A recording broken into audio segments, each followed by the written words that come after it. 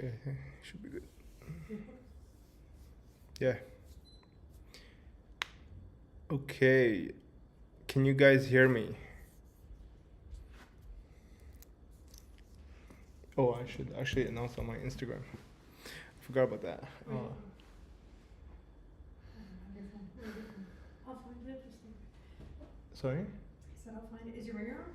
I think so.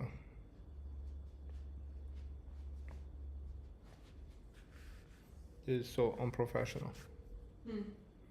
This is so unprofessional.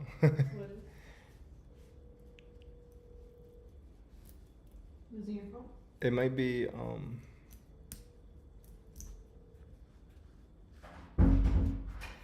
sorry guys, I'm just waiting until I can find my phone, until my wife finds my phone so I can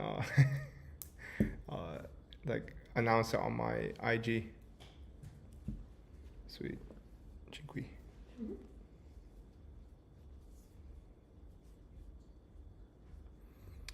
Okay.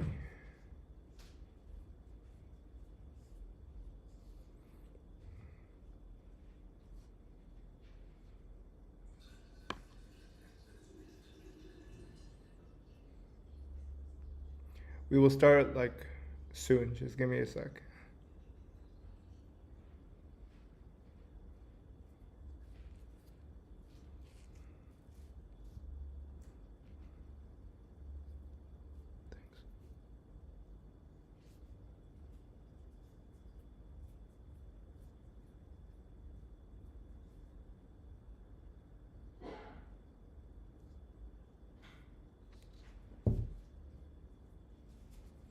There's no lid on it, so be careful.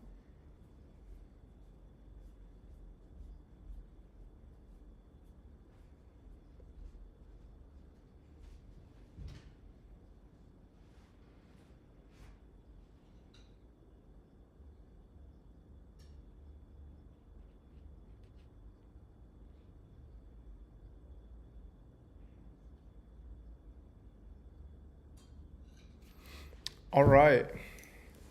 So how's it going, guys? First of all, thank you very much for everybody that's pressing like skip.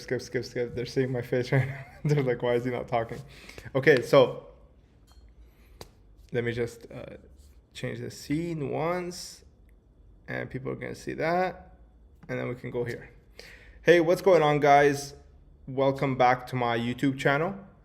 I just wanted to say thank you very much for 4,000 subs. I was not expecting that because I was actually, I don't know, something happened with the algorithm or something where my video got like 500-600 views yesterday, and it got me like 50 subs. So I shot over the 4K mark. So I'm kind of just like,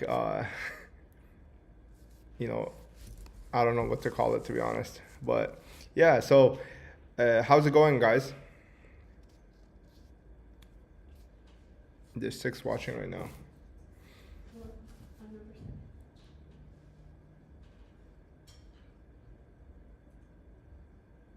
The nice thing about AMAs is that I don't have to pre-script anything. So you guys are the ones who are going to be helping me out with this. Do you guys have any questions?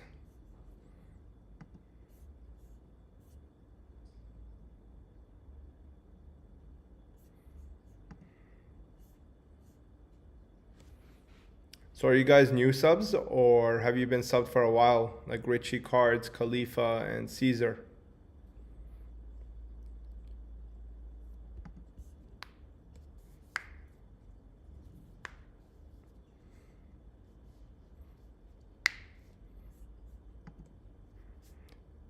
They're probably expecting something like PokeRev, where I'm like just like jumping and shouting. I mean, you could do that.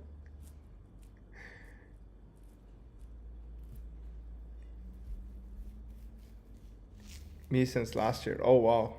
Thank you very much for your support, man. I really appreciate it. Could you zoom in on the camera a little bit?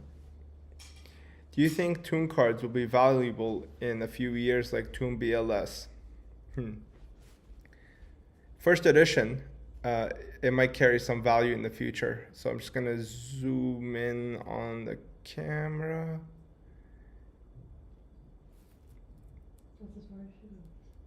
Okay, and then tilt it, no, zoom out a little bit, zoom out a little bit. It's too much. Yeah, and then just hit the focus button. Yeah, perfect, there you go. All right, so BLS, I think it'll be okay. I mean, it'll hold value. What do you mean by,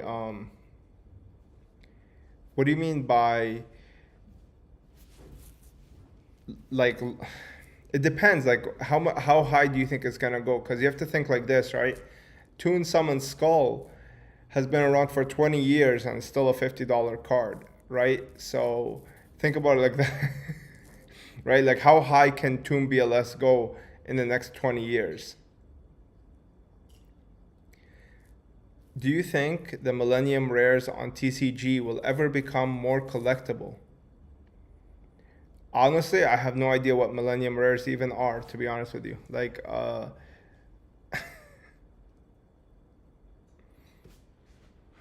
we hear you from the beginning. Husni Falaha. Thanks, Dad. I appreciate it.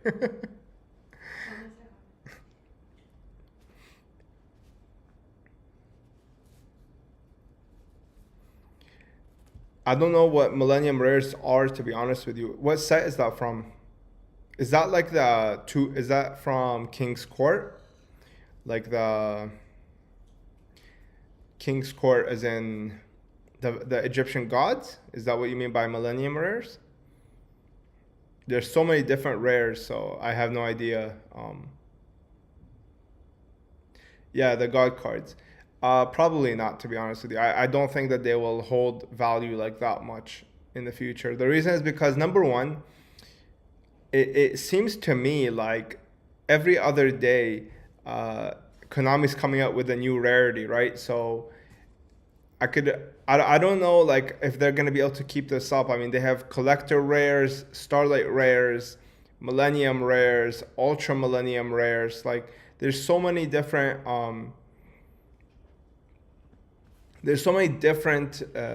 rares that they're coming out with in the past like 4 or 5 years that it's just like hard to keep up with everything, and it's hard to actually, like when you have all of these cards and all these different rarities coming out in different cards, it's hard to get a consistent set. I mean, maybe if they get like Millennium Rare every single OG card like Blue Eyes, Dark Magician, etc., then maybe they might become more collectible, and then everybody becomes starts to, try to collect the whole set, if that makes sense. But right now you only have the god cards, and there's like hundreds of versions for the god cards. I think, to be honest with you, if you're gonna buy the god cards, you might as well just buy the raw GBIs. I think the GBIs will hold much better value in the future compared to Millennium Rares. I just don't think Millennium Rares have that much of a niche. To be honest with you can barely see like the secret rare aspect in them. Like I remember seeing them, and I didn't know like what rarity is. What's it called? I didn't know that, like I could not tell that this was a Millennium Rare or secret Millennium Rare or whatever. So I can't really say that they will gain any type of respect in the future, but we'll see. I mean, I don't have a crystal ball, so yeah. Nick Bellucci. Hey, I am collecting Yu-Gi-Oh since 2020. What's the best option to continue? Buy actual sets and let them sealed, or buying sets and save the rare value? You mean opening sets and save the rare value of cards? Honestly, I don't know what you're trying to continue at, right? You have to tell me, like, are you trying to gain more money? Are you trying to like grow a bigger collection? Like what's your goal here, right? Like I don't think if you're trying to grow the financial aspect of your portfolio through cards, I don't think that you're going to be able to do it with modern cards. I don't think that will ever be an option, to be honest with you. This doesn't mean that you can't invest in it temporarily, but I'm just saying long term, people don't really collect modern. People play with modern. Sometimes they might have a. Yeah, then he continued on saying, I want to have a valuable collection in 10 years for my kids. Yeah, the way to do that is to invest in older stuff, to be honest with you. I mean, I don't really think that modern is the way to go, to be honest with you. Did the war in Ukraine influence the card market prices so far? Because with high gas prices and inflation as well, it would greatly influence the buying power of many customers. So I mean, that's a whole big can of worms. I think that the people who are buying cards on card market are not people who are paying gas. For most of them are not paying gas. Some are, but most of them are not paying gas. And the people who are buying PSA prices, PSA cards, they're not worried about gas prices. So it's like the people who are caught in the middle, they're not usually collecting cards, honestly. Like the people who are affected by gas prices are not really collecting cards. They're the people who have like the regular day jobs, and they are the ones that who end up suffering with like high inflation in gas. But I don't think the gas prices was like an inflationary aspect. I think it was more of, you want to ban Russia's Russia's oil, which is I think the second biggest producer of oil in the world, in terms of like size. I mean, you're gonna get hurt by that. Like you're cutting off the supply, so of course you're gonna raise the prices of oil. I mean, it makes like economic sense, right? You cut off the second biggest supplier of oil, and all of a sudden, of course, you're gonna have a shortage. Sorry for my bad English. Don't worry, man. It's all good.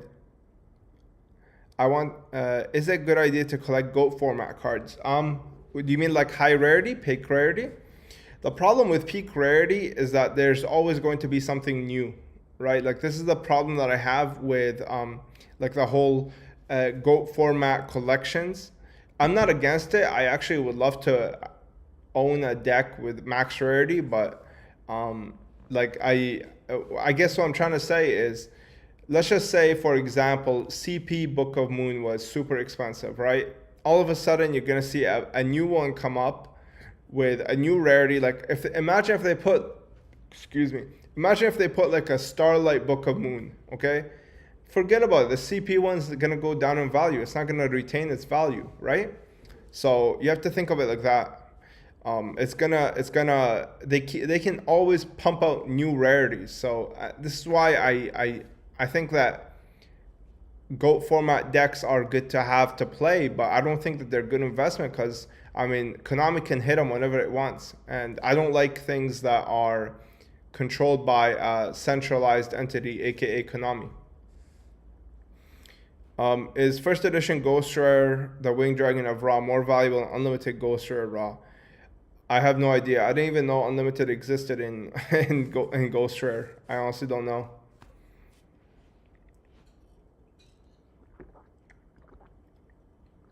Which site do you think is the best for buying cards, for duels, and for portfolios? Is it still TCG? I never buy on TCG Player. I don't like buying things that I can't see. But I don't duel, right? So for me, I'm a collector. So collector rarity is super important for me. Near mint for me is not the same as near mint for another player. You understand? So because of that, it's very important for me to be able to see the card that I'm buying.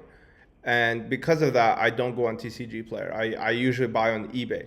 Now, if you're a duelist, and again, it's going to be in the sleeve, doesn't matter, like, near mint, as long as it's not like chewed up by a dog, it's, sorry, like, I read a comment and I lost my train of thought. As long as like for players, they don't really care too much about condition of what near mint is. Like to me, near mint is literally like PSA 9. Like that's what I consider near mint. I don't consider PSA 7. So I get, that's why I don't really take the TCG Player or even the seller's evaluation as of any value. To me, the value comes from my own eyes. Like when I see a card, I'm like, I think that this card is near mint, and I pick it up. So that's how I see it, and this is why I don't really I don't really shop on TCG Player. But I can see why you would want like why duelists go to TCG, because that's where you get like honestly like the biggest access to sellers. And I mean, they did a really good job with it, honestly. That's like, other than the search engine is garbage on TCG Player. I don't know why they do that. Like, it's kind of unfathomable to me that you can't just type in the code of the card and then find it. Like, it's literally a TCG site. Like, how could you not put the codes for these cards as a main search engine type of thing? It's mind-boggling to me. Is there another site that you can buy cards from? eBay. That's it. Dukes.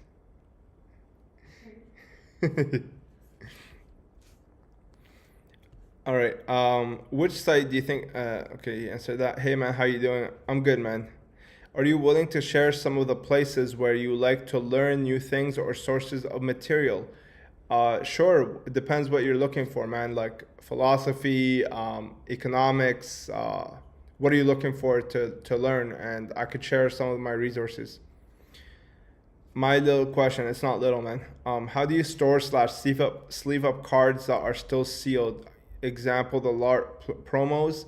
I don't know if I should put them in a binder or with extra sleeve. So yeah, if you don't mind, could you grab a thing? I'll show them. The tin with all the promos inside. If you don't mind, I'll show you how I store mine. How much money to start a decent collection? You probably need around 10 grand, to be honest with you. Now, if you want to start sealed, if you want to start cards, you could probably start with 1,000. I'm from Mexico, and here we don't have many companies for grading. Yeah, this one, thank you. All right, so let me just answer HNVB. So this is how I store my packets, okay? So let me put them this way, that way the depth of field works. So I use top loader, but not a regular top loader. This is actually 75 PT for the single cards, so like the Lost Arts, for example, or like the Shonen Jump promo packs, I use 75 PT, and then for the 3 card packs, like the video game promo packs, I use 100 PT. And then I just basically put the cards into the top loader, like this is the top of the top loader right here. So the cards are in there, and then I put it in a team bag.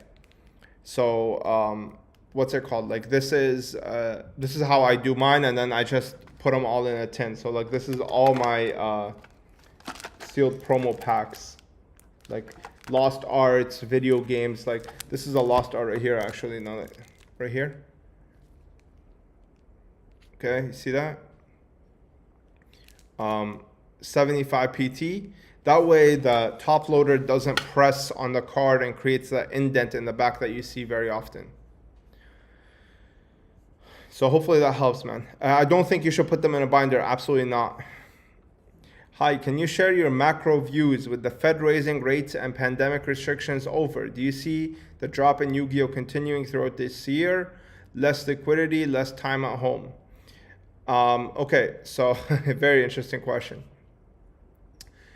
Okay, so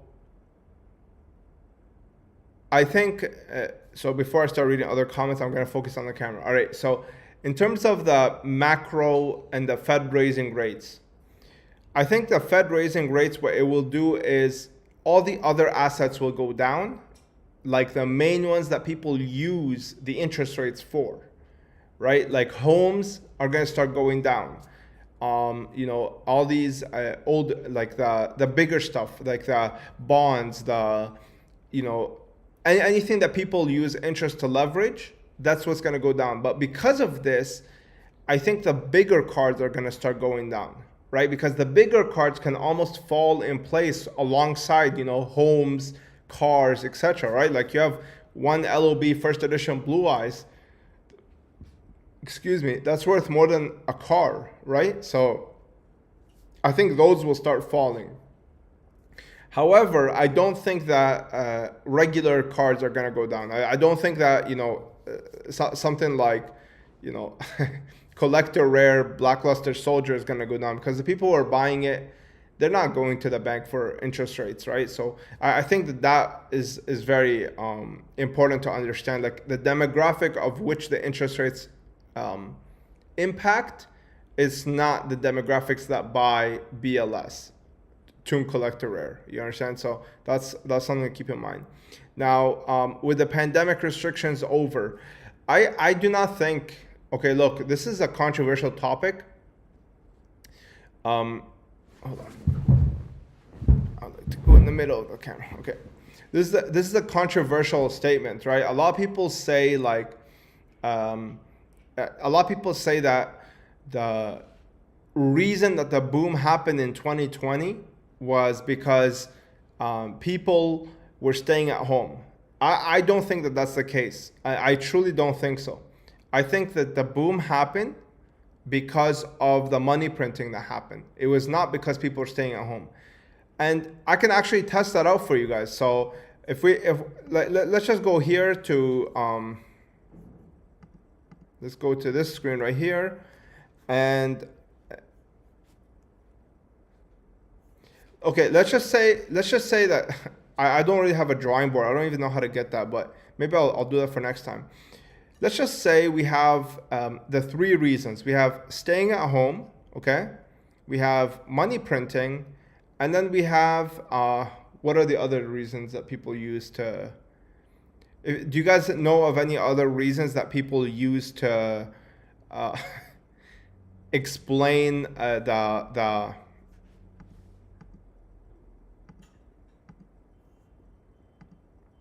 what are the other reasons that people use to explain the boom that happened in 2020? Logan Paul. Okay, Logan Paul. That's the third reason. So, okay, let's cut the outline. Let's cut each of these from the equation and see which one truly has the most impact on the market. Okay, so people staying at home. All right. Now we have the supply of money that is in people's pockets, right? Like people are staying at home, so we can say that there might be more demand because they need to find something to do while they're at home. Sure, that could be an attributing factor, but if they don't have the other two things, aka money, right, or the Logan Paul bringing attention to it, really, even staying at home, I mean, they're not going to be able to just find the hobby for no reason, right? So they need the other two things, because let's just say that they have the Logan Paul and they have so you need one of the other two things. So let's just say that they're staying at home and they have Logan Paul as well. So staying at home and Logan Paul are both occurring, okay? But the money printing is not. So Logan Paul tells people, hey, go buy Pokemon, go buy Yu-Gi-Oh! And then they're also staying at home, so they're listening to Logan Paul, but they don't have any money. So what happens then? How are they going to buy more Yu-Gi-Oh! And Pokemon, even though the demand is like this crazy, right? Like it's this crazy amount, right? Like how are they going to buy it? How are they going to be able to afford it? They're not. They're not going to have that extra expendable income to drop on cards. Now, let's just say there's Logan Paul bringing attention to it, and there is money printing, okay? All of a sudden, now they have this extra money that they can spend on cards that they can basically not risk any type of loss for, if that makes sense. So, because again, it's free money, they didn't work for it. So, because of this, you can say that the money printing is the main aspect which really caused the boom that happened in 2020. It is not actually Logan Paul or people staying at home, because if Logan Paul brings attention to Pokemon and people have no money, it doesn't matter. If people are staying at home and they have no money, it doesn't matter. Of course it's going to have some effect. I'm not saying it's going to have zero effect. Of course it will. But it's not going to be as drastic. It's not going to be as insane as these three things coming together. But the main catalyst is always going to be the money printing, because because let me tell you something. Nobody brought attention to comic books, right? Nobody brought attention to comic books. There's no Logan Paul talking about comic books. And yet the comic book industry blew up in the past year or two, like in 2020, right? Logan Paul wasn't advertising that, right? And people who collect like CGC comic books, they're not buying them and they're collecting them because they're staying at home. No, they're not. Like, people are truly investing in comic books. But the reason that people invested in comic books is because they had extra money coming from the government that they can print, that they can spend on these extra things that they enjoy or whatever, or like to collect or invest in, right? You can look at every other industry. For example, the used car industry. Logan Paul wasn't pumping that. You can look at furniture. Furniture even started going up in 2020. Again, Logan Paul wasn't pumping that. It's not because people are staying at home all of a sudden now they need like more couches. It's not. It's truly because when you have extra money in the system, people are going to want to spend it. It's just it's a type of like it's just something that happens in the like in the world, right? Like, I don't know how else to explain it. Like, imagine you have $2,000 in the bank account that's coming into you every single 2 weeks. Why the hell would you like not spend it, right? Like, I mean, you know it's coming in for free. You didn't work for it. The deterrent force that stops people from just spending willy-nilly is the fact that they worked really hard for their money, right? If they didn't work for it, they're going to not spend it like conservatively or maturely, in a mature fashion. So I really think it was the money printing that caused the big boom in 2020. I mean, the stock market. You guys should go watch my the insidious nature of inflation and the detrimental effect, the importance of sound money. It's called, the presentation is called The Importance of Sound Money. Go watch that and just look at how the stock market blew up in the past 2 years. What is that from? Is that Logan Paul pumping it? Is that because people are at home? No, it's not. It's truly because there's more money in the market, and thus asset prices start to go up. It's just the way things go, because again, I'm not going to buy groceries with the extra $2,000 that's coming in my bank account. I'm going to buy what I believe is an asset. So yeah, that's very important to understand. So I think that that's the effect. And because they're going to stop the money printing, you are not going to see the growth that we saw in the past 2 years. Let me tell you something, guys.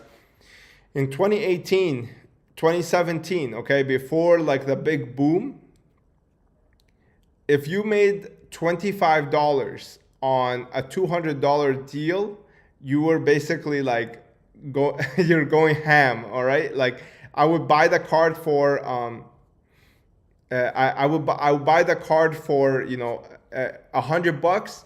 I would grade it for $25, and I would sell it for $150, and then eBay would take 10% of that, so I would be left with like $5-10 profit.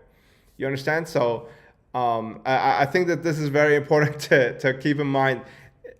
What we saw in the past 2 years is likely never going to happen ever again. Like, there is no circumstance that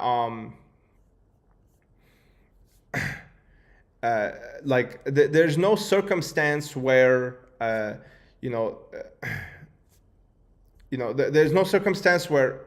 there's no circumstance where all these three things will come together and then the money printing will go off. And I mean, maybe they will, like, who knows? Like, let's just say the Federal Reserve really wants to tank the dollar, and I have suspicion that they do.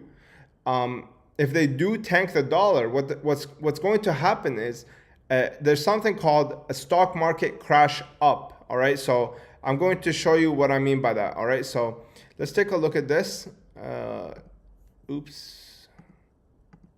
take a look at that. And browser here, interact, I think. So let's take a look at Venezuela. Venezuela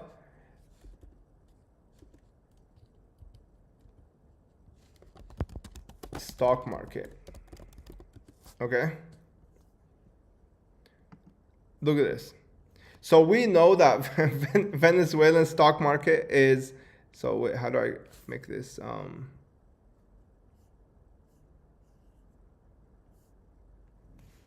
How do I make this?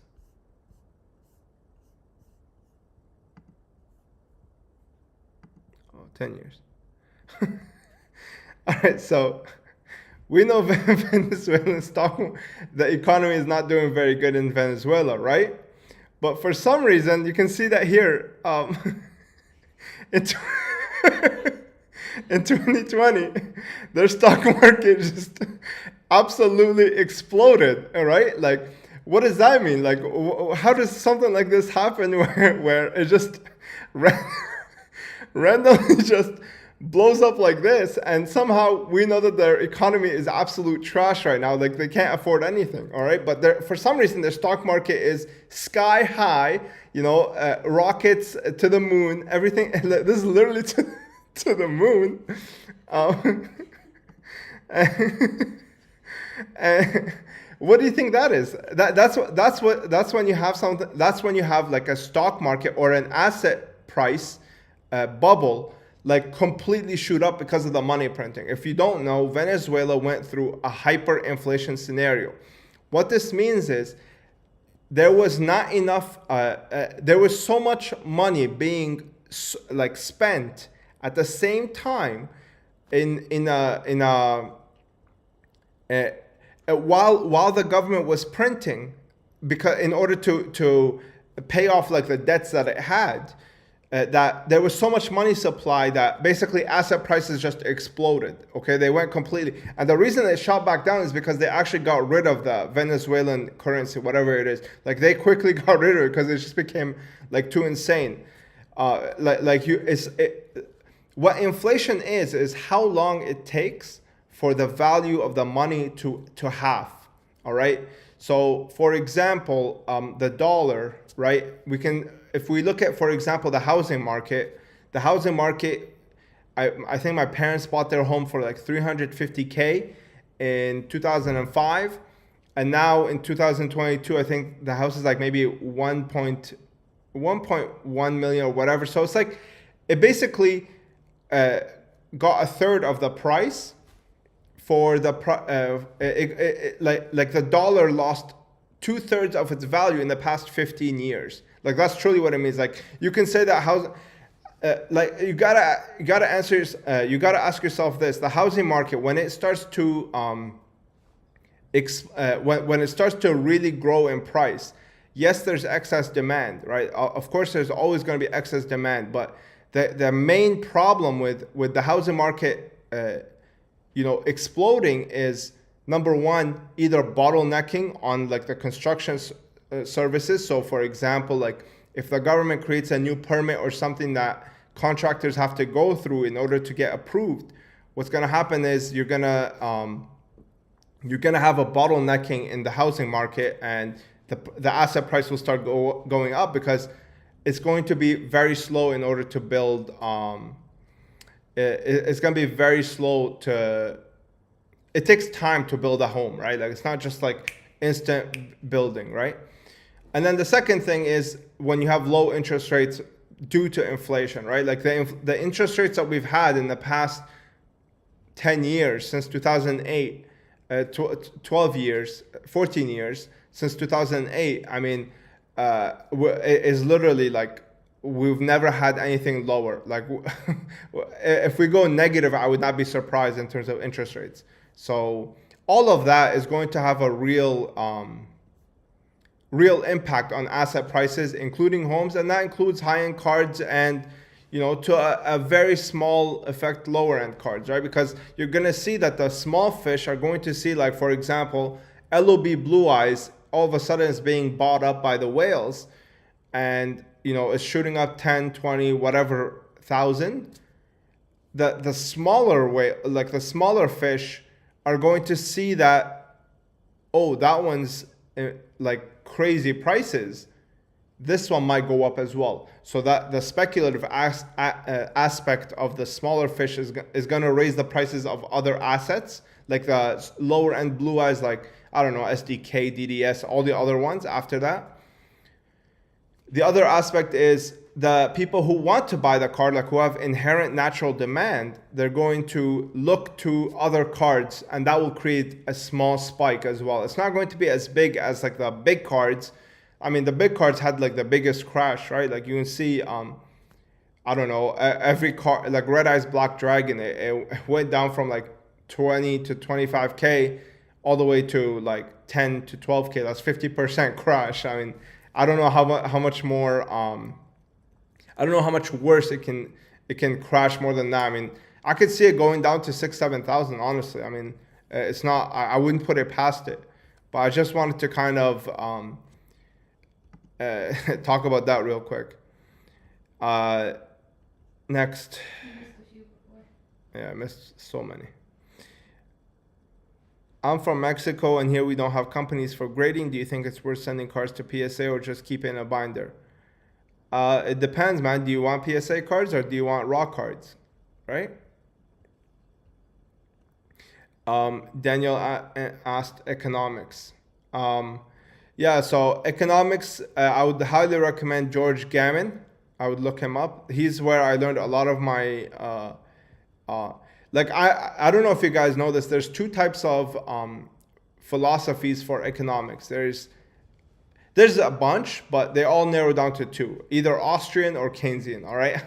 I am of the Austrian understanding. Like my philosophy is Austrian.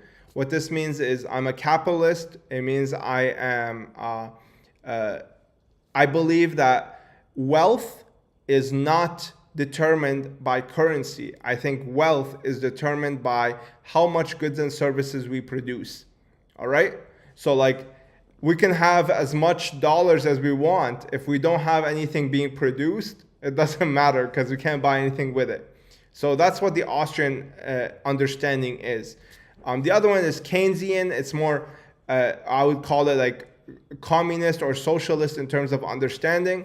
And I'm not even going to waste my breath talking about it because I don't agree with it. So,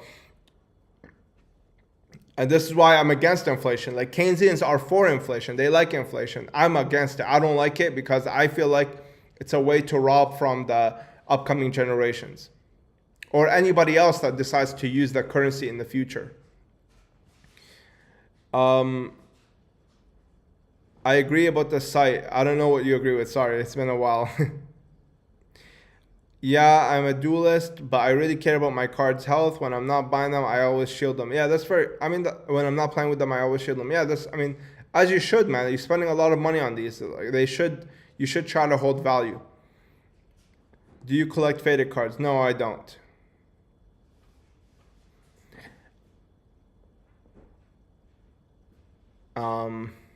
I would also recommend Economic Renegade. Economic Renegade, he's fantastic. Honestly, I think that he is.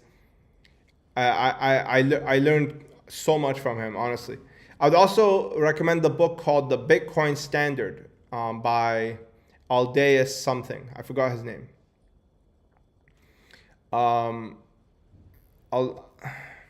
Albus something. I don't remember. His name is his book is called The Bitcoin Standard. That one not only teaches about crypto, but it teaches like just the money concepts that are not taught in school. Yeah, this one right here. Oh yeah, shit, I butchered his name. His name is Saifedean Amus. Saifedean Amus. I highly recommend this book. Like it's incredible. Like I learned so much about like basic money with this book. It's not even about crypto. Like I mean, I don't want to go into a crypto standard but I know that there's no other option, if that makes sense. Do you realistically think that you'll sell your entire collection for retirement for your retirement? Maybe, man. I don't know. I mean, I might sell it slowly. like the idea is to sell it slowly so that I can live, right? So this helps. Cheers. Been trying to locate promotional posters from 2002, 2003 for LOB to AST. Any tips on nowadays where to find them? They're really disappearing, man. I haven't seen, bro. The LOB poster, I had one in my room. I sold that for $1,200, man. Like, it's crazy. What's up, man? It's Miguel from IG. How's it going, my brother? Reason 3: uncertain times equals more nostalgia. I guess. What's your favorite set to collect cards from? Magician's Force. I like Magician's Force the most. Uncertain times equals more nostalgia. Could mean you kind of turn toward familiarity. Yeah, that makes sense. What's the most expensive card you've bought and how much did you pay for it? G3 Dark Magician Girl PSA 10. I paid like almost 100,000. But I didn't even pay that. I kind of more like traded for it. I would never pay like 100,000 for a card. That's insane. I traded stuff for it.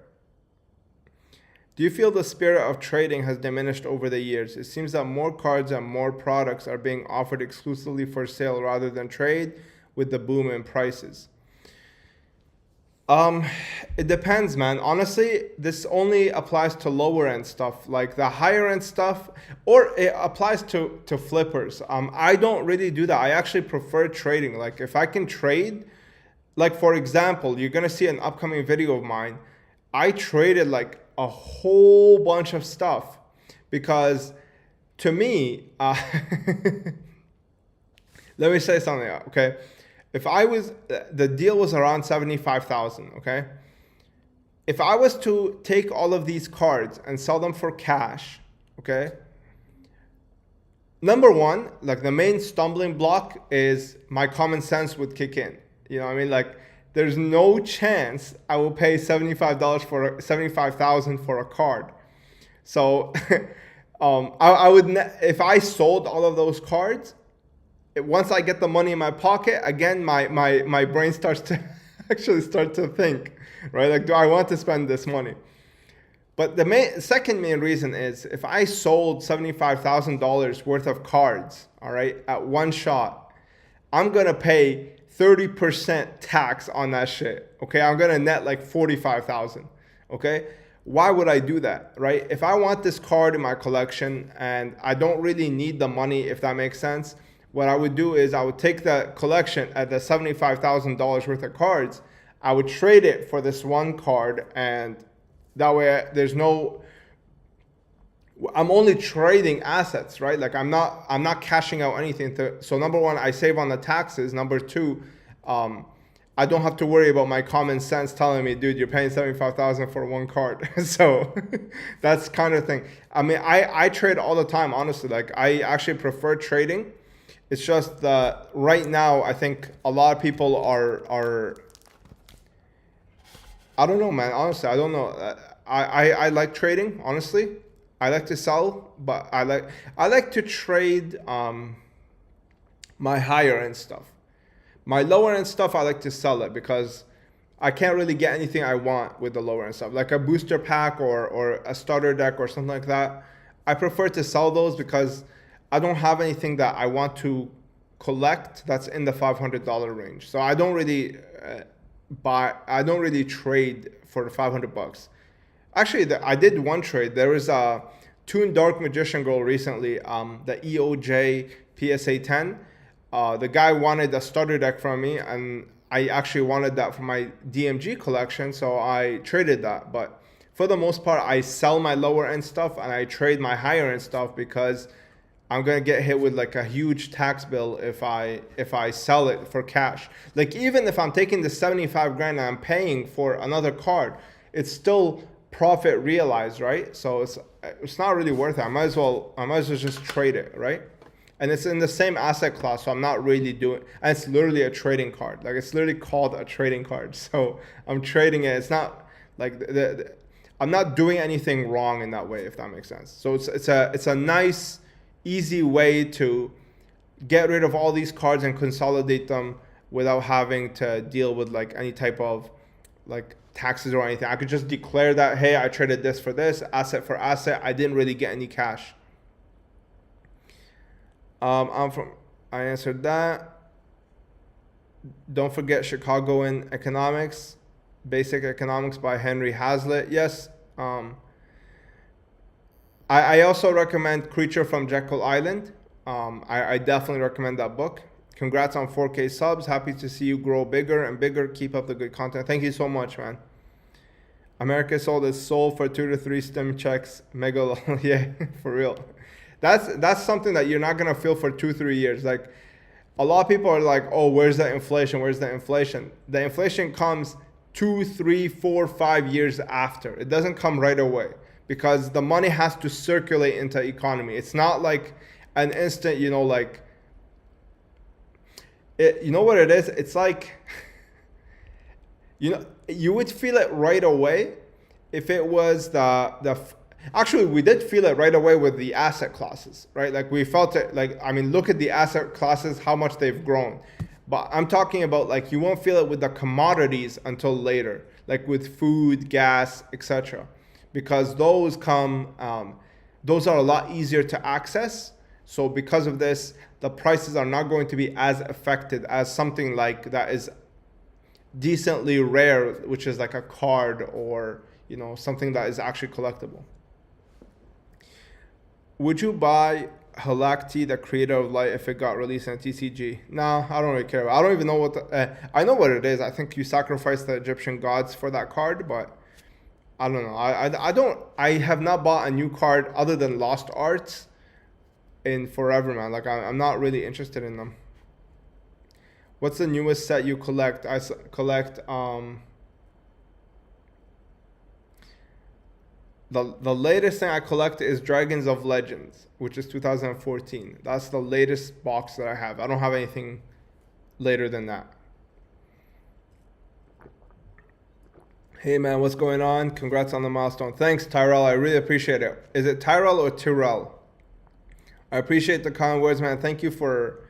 Dude, this guy's been subscribed to me since my statue days, which is like 5 years ago, man. Thank you so much.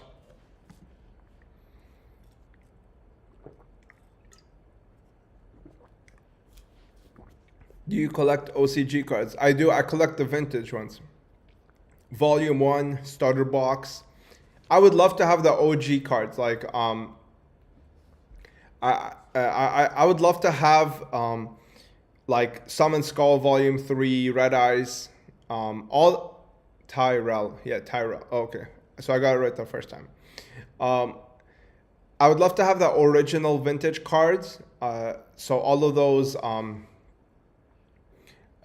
what's it called? All those like the... I read a comment. I lost my train of thought. I forgot what I wanted to say. Oh yeah, I do collect OCG cards. I collect OCG boxes. Series 1 and Series 2 is what I collect. I don't touch anything after that. Not interested whatsoever. So like the ultimate rares and then the first printings, like all the volume cards. I would love to have all the boxes as well, honestly. In your opinion, do you think that the US dollar will hyperinflate someday? It has to hyperinflate. Every fiat currency goes to zero. Everything. Even the British pound, like right now, I mean, think about it like this, okay? The British pound, it got the name from being equal value to 1 silver pound. Okay? Imagine that. Imagine how much value it lost since its inception. Think about that. That's insane. You understand? Like you could buy an ounce. No, is it an ounce or a pound? I think it's pound. I'm pretty sure it's pound. You can buy a pound of silver for 1 British pound back in the day. Like I think it's like 100, 200 years ago. Now a pound is like what 1/20th of an ounce. Like think about that. Think about how much value. Like imagine the person who saved up a bunch of British pounds when he was he was hoping to give it to his future children, what they're worth now. Like, it's nothing. It's worth literally nothing. So every asset ends up going to zero. Every single, no, not every asset. What the hell am I talking about?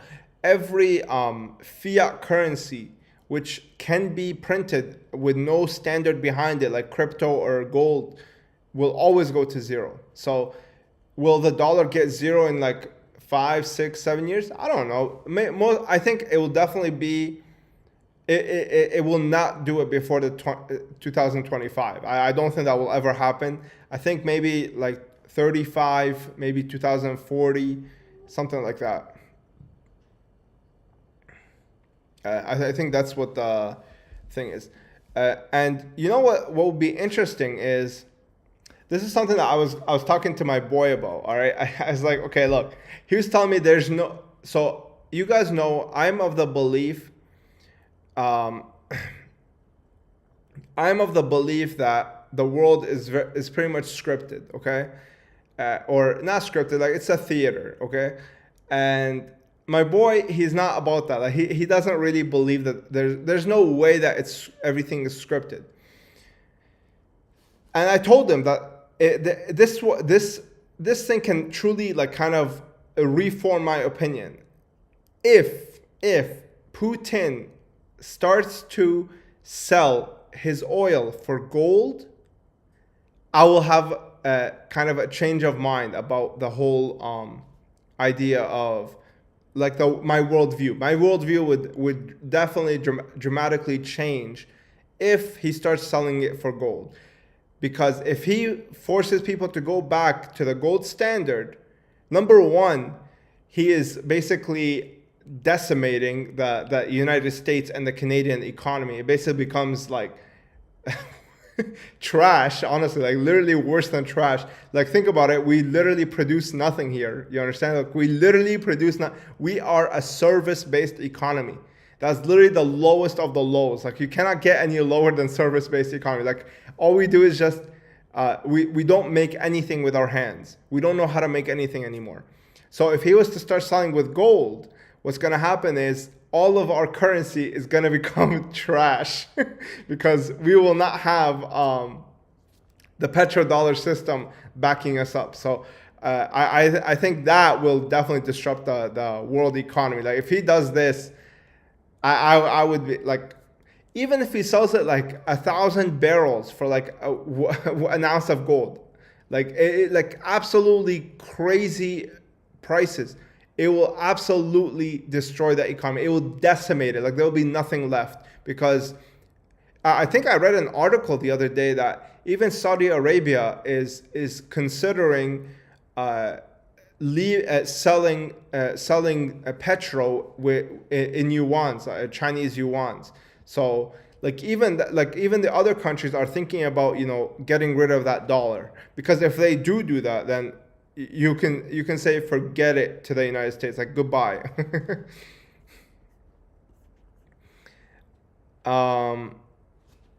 Next. So, do you think it will hyperinflate? Yes, I do think it will hyperinflate at one point. I'm not sure when though. I don't have a crystal ball. Do you consider retailing Yu-Gi-Oh sets, as in like selling new sets? The reason I don't sell them right now is, number one, I don't have an in with a person, and that's actually the main reason. Otherwise, I would bring it in. I don't mind like investing a little bit if you guys can get cheaper product. As a matter of fact, I have a question about the statues. I'll ask later. I don't want to break the flow of the conversation. I appreciate it, man. Thank you. Love you, bro. Hope all is well. Thank you, man. I'm worried the Chinese currency will become the reserve currency. I don't think people will go towards the Chinese currency. I don't think that will happen. I think what will happen is we will get something called a central bank digital currency, which is basically like a central bank digital currency is basically like if there is one hill to die on. Okay, like if there's one hill to die on, it is not adopting that currency.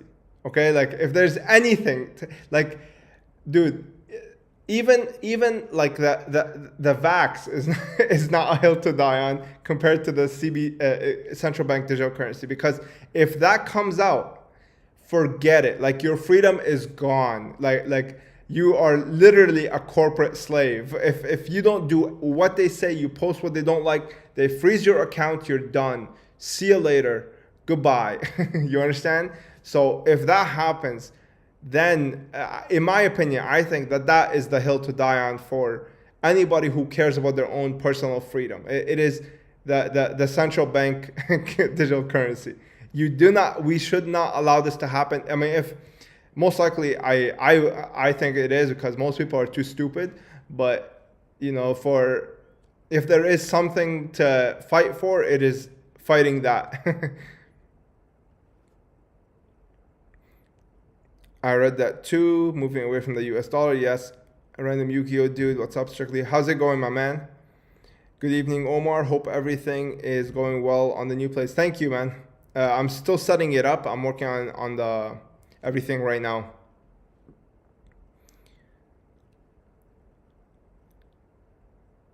Fed coin, Bitcoin. Yeah, I don't know what they're gonna call it, honestly. But whatever it is, if they come up with it, see you later to any kind of breathing freedom that we might think that we have, because the big corporations and the government is gonna own your ass if that thing comes into fruition.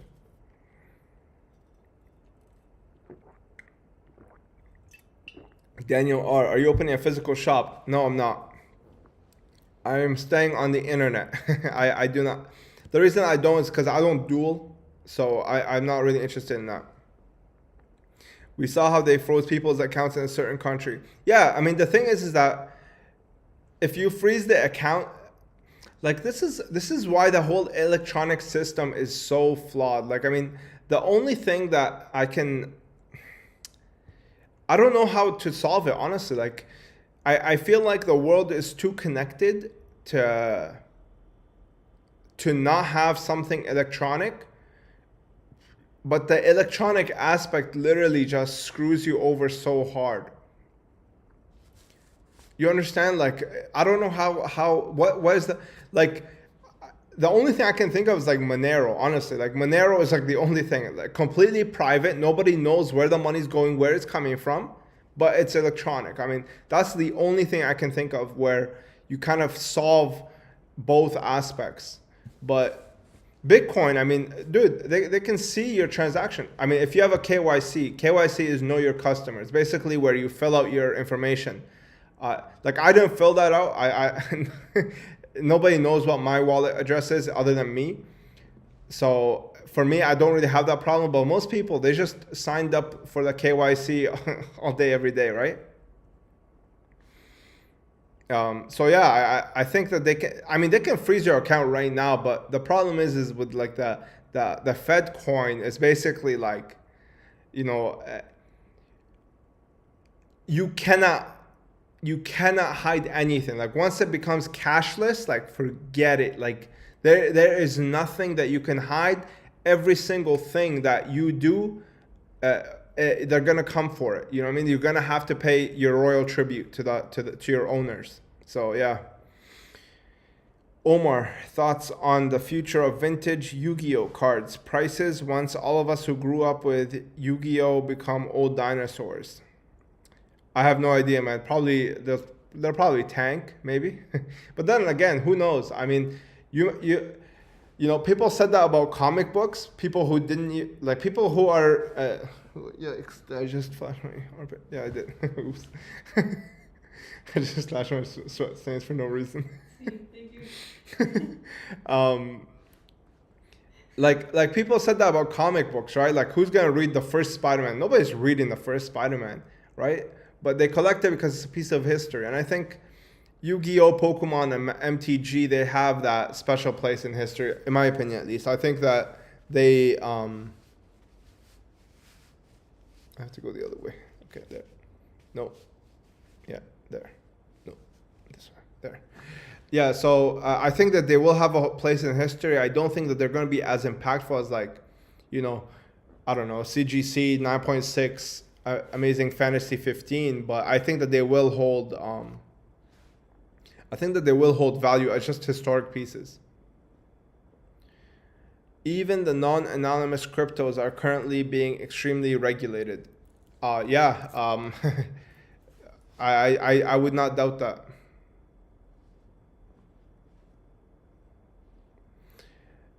Are you planning to do more collabs in the future? The problem is I don't know. I just found that a lot of the Yugi tubers they're not fans of mine. So I don't know. Like I I just noticed that like a lot of people that I'm subscribed to, they're not subscribed to me. So I figured that they probably don't want to deal with me. So I'm kind of have to make it on my own, if that makes sense. I don't know. Maybe I might do something with Solemn or something.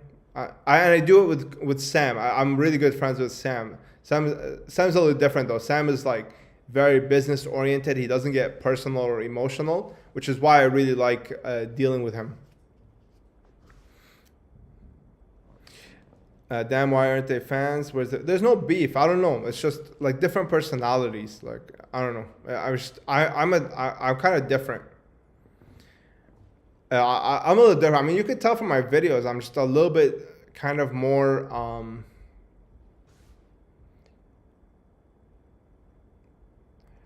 I don't want to say like autistic. I don't know what to call it. Like something where it's like antisocial. Like even my videos are kind of antisocial. If that makes sense. Like I don't know how to explain it. Like just Like introverted? introverted maybe. Yeah.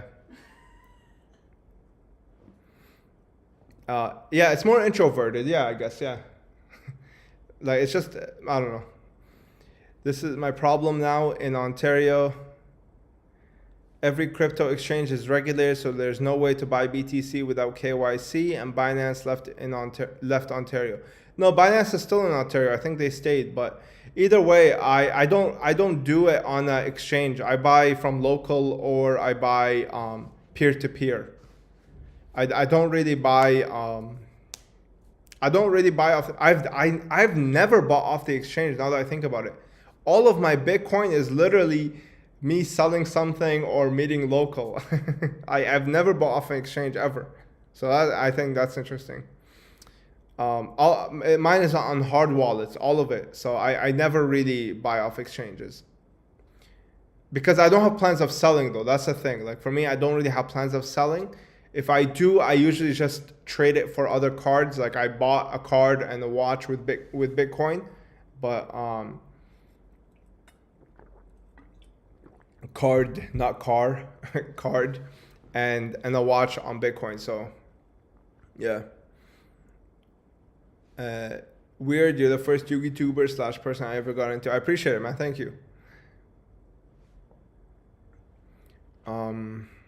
Bro, a TriCast with Solemn and Yu-Gi-Oh! Tube would be sick.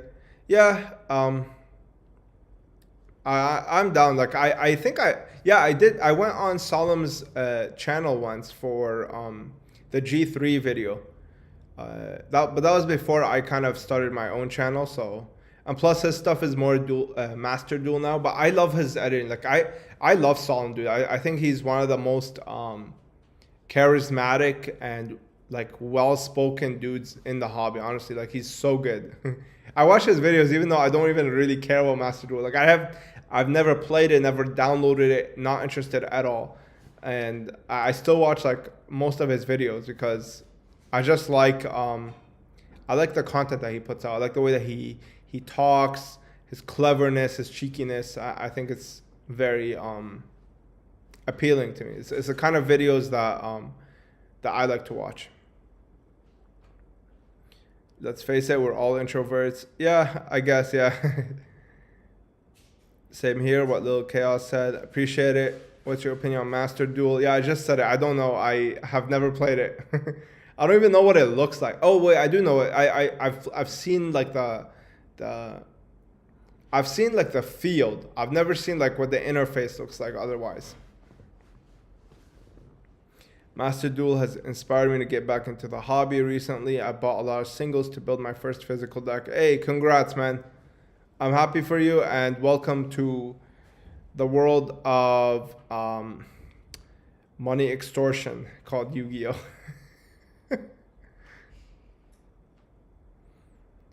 Yeah, Ali Bilal said, love your content, very inspiring. Thank you, man. I appreciate it. To be honest, I just watch you and Vintage Yu-Gi-Oh! Not going to name drop. I can't handle the daily uploaders. Makes my OCD spike. Yeah, I actually have a lot of respect for the daily uploaders. Like, I wish I can daily upload, but I mean that would be insane. I'm looking at my wife, like her workload would become like absolutely ridiculous. Astronomical. Yeah, so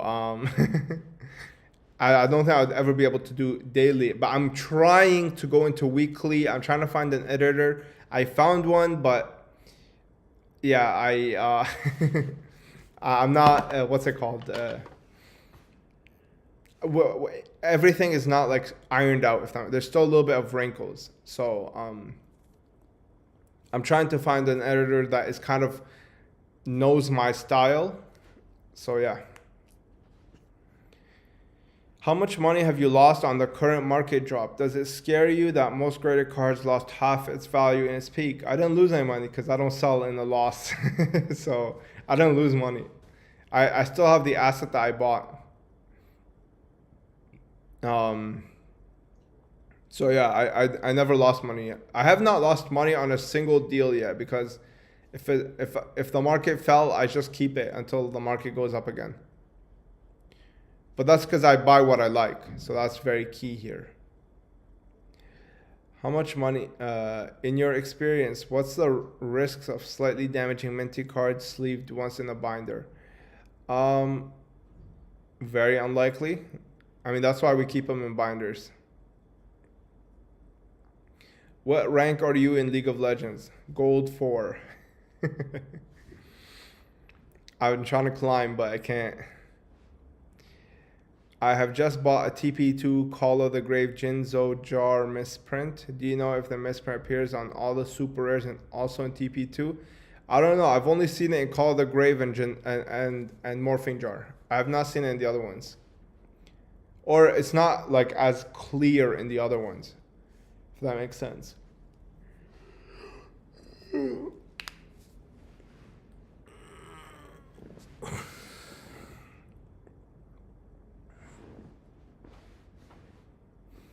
you have your cards/products insured in case of fire/theft? No, I don't have them insured. I have a dog. I have guns, and that's my insurance. Is your wife at all into Yu-Gi-Oh? What's her favorite card? She has actually a whole binder of Yu-Gi-Oh cards. Maybe I'll do a video on that one day. And yeah, maybe I'll do a video on my wife's binder. But she has a bunch of cards. She's looking at it right now. You guys, she's looking at it right now. She's gonna find her favorite card. I'll show it to you. I'll show it to you guys. Can we add you on League? Yeah, you can add me on League. But I'm trash if I'm not. I'm a Z one-trick pony. I'm a one-trick pony, so yeah. No, Yu-Gi-Oh card.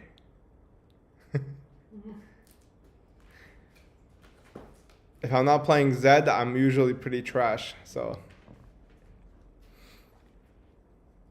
oof, gold 4. You can climb by switching to support because there are 0 good supports in lower elo. Nah, man, 0 is for supports for queers. No, I'm joking. Supports is like I don't know, man. I know it has a huge dramatic impact, like, especially like Nautilus or like something nasty like that. Like I know those are like game changer champs, but I like getting the kills. You know, I like getting the roaming, putting pressure on the map. But obviously, I don't do it good enough to climb. So.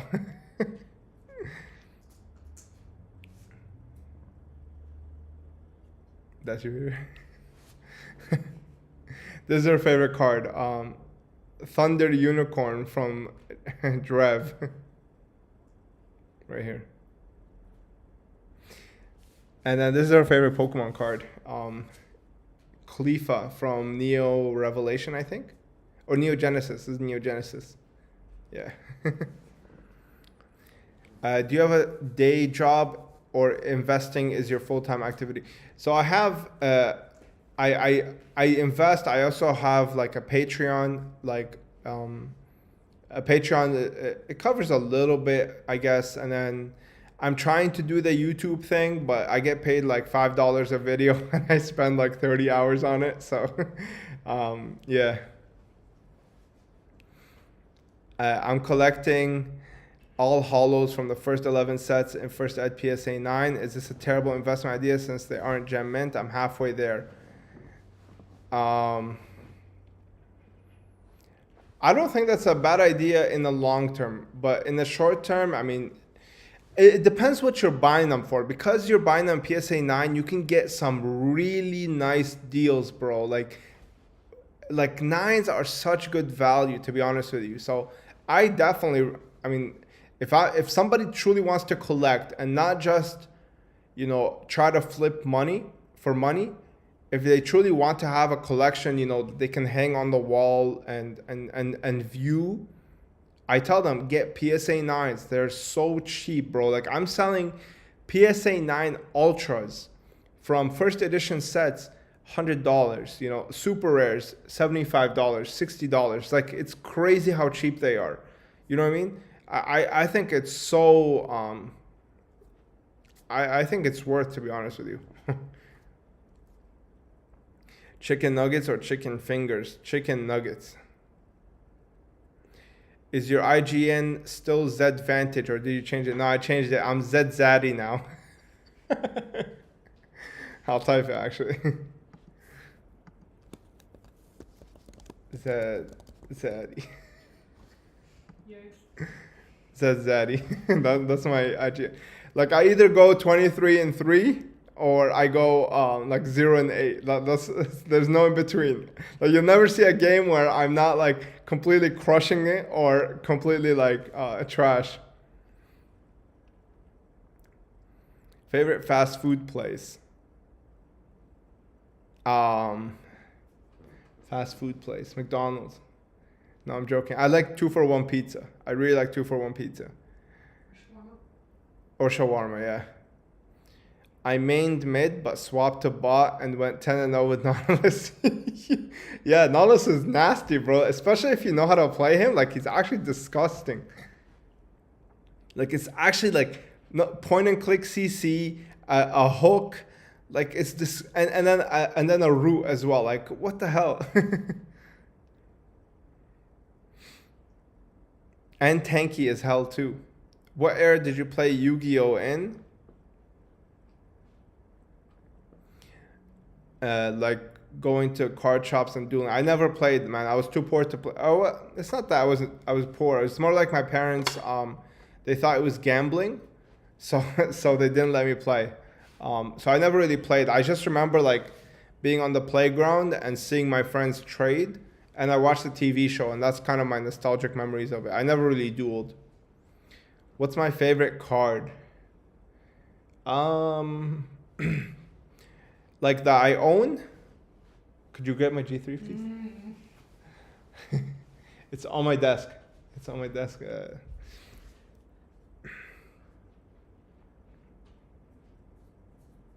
Nautilus won Dorn B Worlds. Yeah, for real. He's so nasty, dude. Like, I fucking hate Nautilus.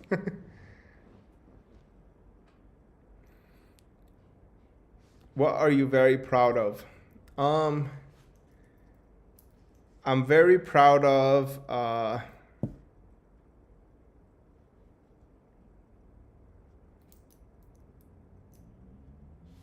don't know, man. Like, finding my wife. That's very, very proud of that. Yeah, that's kind of what I'm. This right here. This is my favorite card. this is, in my opinion, the holy grail of Yu-Gi-Oh. Any excuse to flex the G3? Yes, any excuse.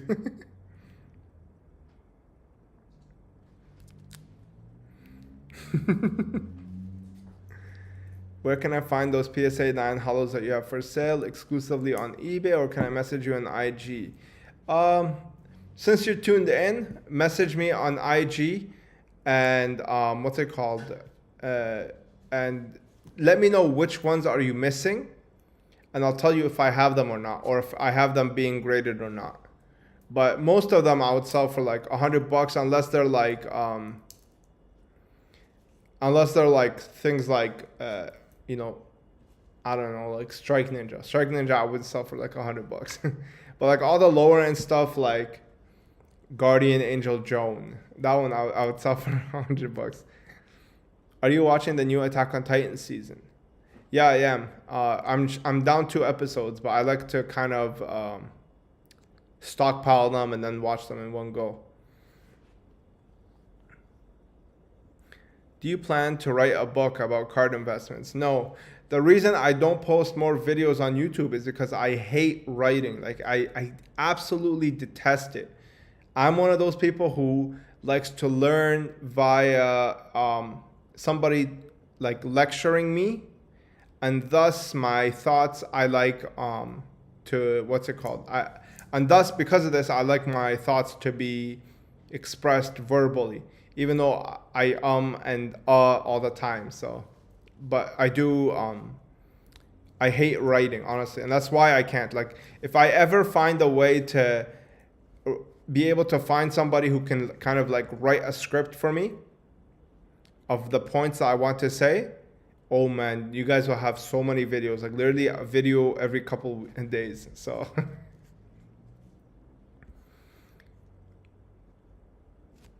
how much did you buy your first Ed LOB box for? I bought it, well, I have a few of them, and I bought the most expensive one that I bought was like $6,000 US, first edition.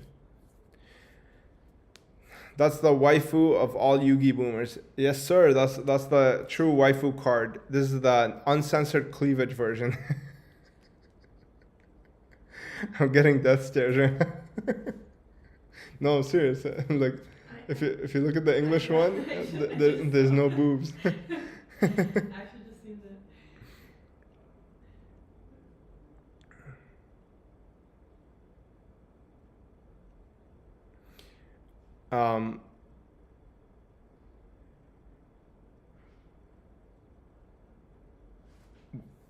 That's the waifu of all, yeah. And then what do you think about the upcoming DMG Ghost Rare from GFTP2?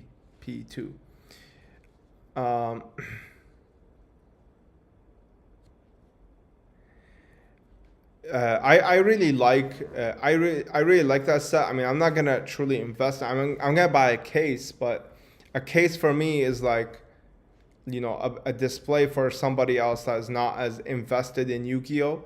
And I don't think you should allocate more than that, to be honest with you. I think that it's a great set, but if you want like what I'm talking about, go on eBay and just type in Ghost from the Past 2, all right? And Ghost from the Past, and look at how many listings there are. Like, they printed that thing to oblivion. And I think they're going to do the same with this one. I think they're going to print it even more, to be honest with you. So prepare yourself for that. And I don't think you should allocate more than just a little bit of your portfolio for that. The thing is, boring/simple kit champions are really good for climbing. Zed is fun as hell, but harder to climb unless you're well above your elo skill-wise and good at split push strats. Yeah, I'm actually, like, I actually always win lane. Like, and I'm nasty mechanics. Like, dude, add me Bryony and like duo with me, and you could see my mechanics are disgusting. Bro, I'm nasty, right? Like triple Q all the time. I'm not those, like, you know, double Qs to try and get the kill. But the thing is that once I get my lead, I find it's very hard to finish the game. Like unless I completely stomp where I'm getting like 5-0 in lane. So if you can help me with that, dude, I'm done. I'm done. If I get coached, I'm done. Like repay you with cards or something. Because I'm trying to. I want to coach. I just don't want to pay for it because it's a freaking video game. So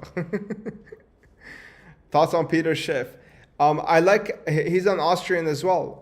I like his thoughts. The way that he bashes Bitcoin is very boomer like, but I like his thoughts. I agree with gold. I mean, I love gold. I think it's God's money. Like it's the money that was here before us, and it's gonna be here after I die. So I think that gold is really the way to. It is like when the internet goes down, when the electricity goes out, gold will still be here. You understand? So I'm for that, and I'm not against that. I'm not the type to hate against technology, and that's what he is. He's like one of those boomer Luddites that that don't know too much about tech. Dominic Bova, I'll be your ghostwriter. All right, I'm down for that. Hey, I just recently found your channel, finishing up on your other Q&A, and really liked how you said you are trying to be more donation-based and truly independent. Yeah, again, I don't want to be paid by YouTube. Or I would like to be paid by YouTube, but I don't want to be dependent on YouTube. I don't want to be dependent on Patreon. I don't want to be dependent on eBay. I would like to create my own platform so that I can I don't like if they try to cancel me, I'll say screw you. You understand? Like that's the type of king mentality that I think people should have, honestly.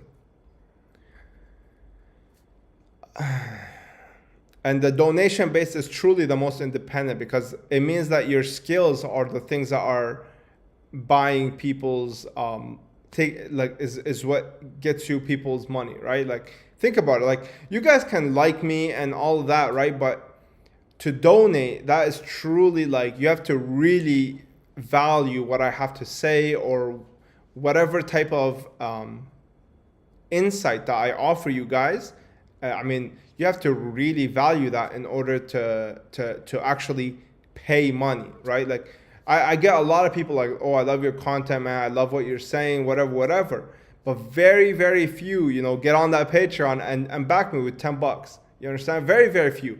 Like I have 15,000. I have like 20 patrons. So it's a very small number. So I think it means that either I don't provide enough value for people to be financially worth it for them, or my level of exposure is not big enough in order to get the proper support or the backing of people, if that makes sense. So I think that donation is really, nothing is guaranteed. It keeps you on the edge of your toes, right? Like all the time you have to work. There's no union to threaten your employer if you decide not to show up for work or whatever. Like it keeps you on your toes all the time. So that's why I think donation is truly the best way to measure how good somebody is at whatever they're trying to do. If you had to choose between letting someone steal your full Yu-Gi-Oh collection or having your right arm chopped off, what would you choose? They can steal my Yu-Gi-Oh collection. I don't really care. I don't really have, I've mentioned this before, I don't really have a material attachment to the stuff. Like, I mean, I'll be sad, obviously, like, of course I'm going to be sad, but like, whatever happens, if it happens, that's their karma. I'm not going to lose my arm for that. Fuck that. I shouldn't be swearing, otherwise they're going to, what's it called? Like, flag my thing. You just finished talking about inflation and all the problems with the world. But yeah, like I would not lose I would not lose a body part for my Yu-Gi-Oh stuff. Forget it. They can take it. Alternate art magician from Chaos. Price drop made me chuckle a little. Yeah, I mean that was obvious. I mean that was hyped to hell and back. Here's a trick to the end. Here's a trick to end the game. Take all their tier ones and tier twos, and then open base with Baron. Oh yeah, thanks, man.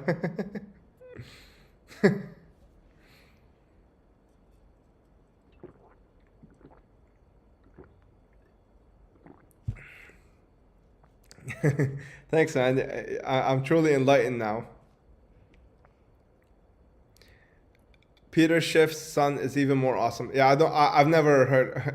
Oh, I think he had beef with his son because of the Bitcoin thing. Not like true beef, but like like there's he was they were shit talking each other about what's it called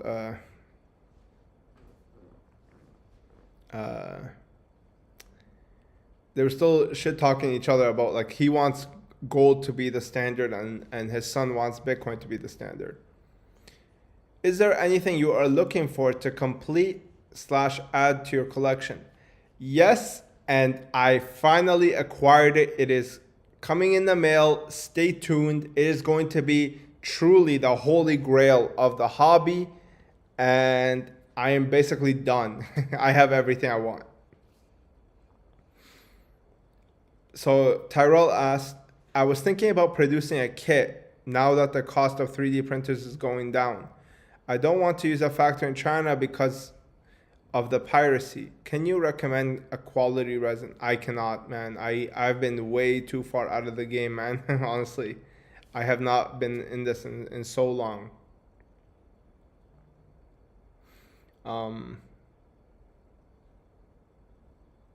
Yeah, so I really couldn't tell you, man. But I don't recommend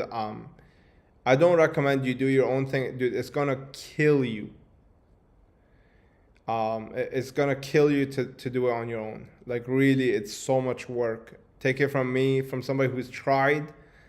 It's like a nightmare, truly a nightmare. Like the reason they charge so much is not actually materials. Like you'll see a lot of people say like, oh, material cost. It's not. It's literally just the amount of work that goes into manufacturing these pieces is crazy. Like it's truly crazy. So yeah. I purchased 4 of those Black Card X Collector Series PSA storage cases yesterday.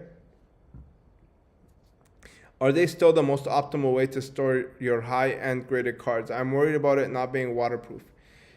Well, bro, honestly, like you can go with a waterproof case. Like if you go look at,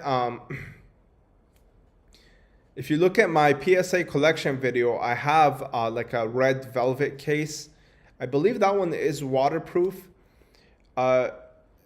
That one's like $400 though. Like, I mean, dude, that's like a PSA card, man. That's like a Karibo PSA 9, you know, or whatever. You know what I mean? That's crazy. So I think in terms of cost / price / how much space it takes, I think it's the best out there right now. The only thing I would like from them is to get rid of that god awful tramp stamping logo. Like, bro, they plaster that thing on the top, on the front, on the inside. Like, why? I don't know. I'm not doing that. Like, I have a binder in the works, and I'm not doing that. Like, you will have to look for my logo. All right, it's gonna be like a Finding Waldo, for Waldo finding Omar's logo. Brianni said, LOL, I quit League and I'm not qualified to coach you. There's a lot of good YouTube videos on how to play that late game though. I don't doubt your laning mechanics, but mid / late game low elo is really hard. It is really hard, man. It's really hard closing the damn game. I always end up throwing. What did you do before your business in order to initially fund it? I worked a lot of jobs. I worked sales at a jacket company. It's like there's this company called Canada Goose. A counterpart company to it is Macaj. It's basically the same type of warmth and quality. It's just the style is a little bit more elegant.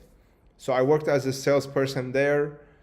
I worked as a marketing something for a short little bit at another company. All I did was basically like just help them make the logo, and then I was out of there because it was so far. And then I worked as like a volleyball coach, tennis coach. Those were my main jobs. And then I did some refereeing. But for the most part, actually, it was all funded because I was able to stay with my parents. Like I was able to make some money on the side through those other jobs, but those jobs would not be able to afford me the ability to buy any of the stuff that I buy.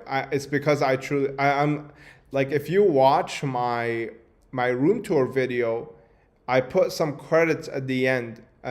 Like that's where I thank the people that really helped me come to where I am, because I could not have done it without my parents.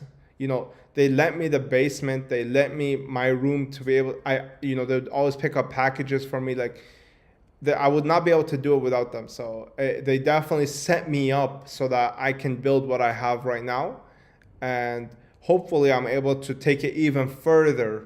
And yeah, so that honestly, that's the main way I did it. It was not really because of the money. It's more like I had a little bit of money, but it was the lack of expenses because my parents housed me.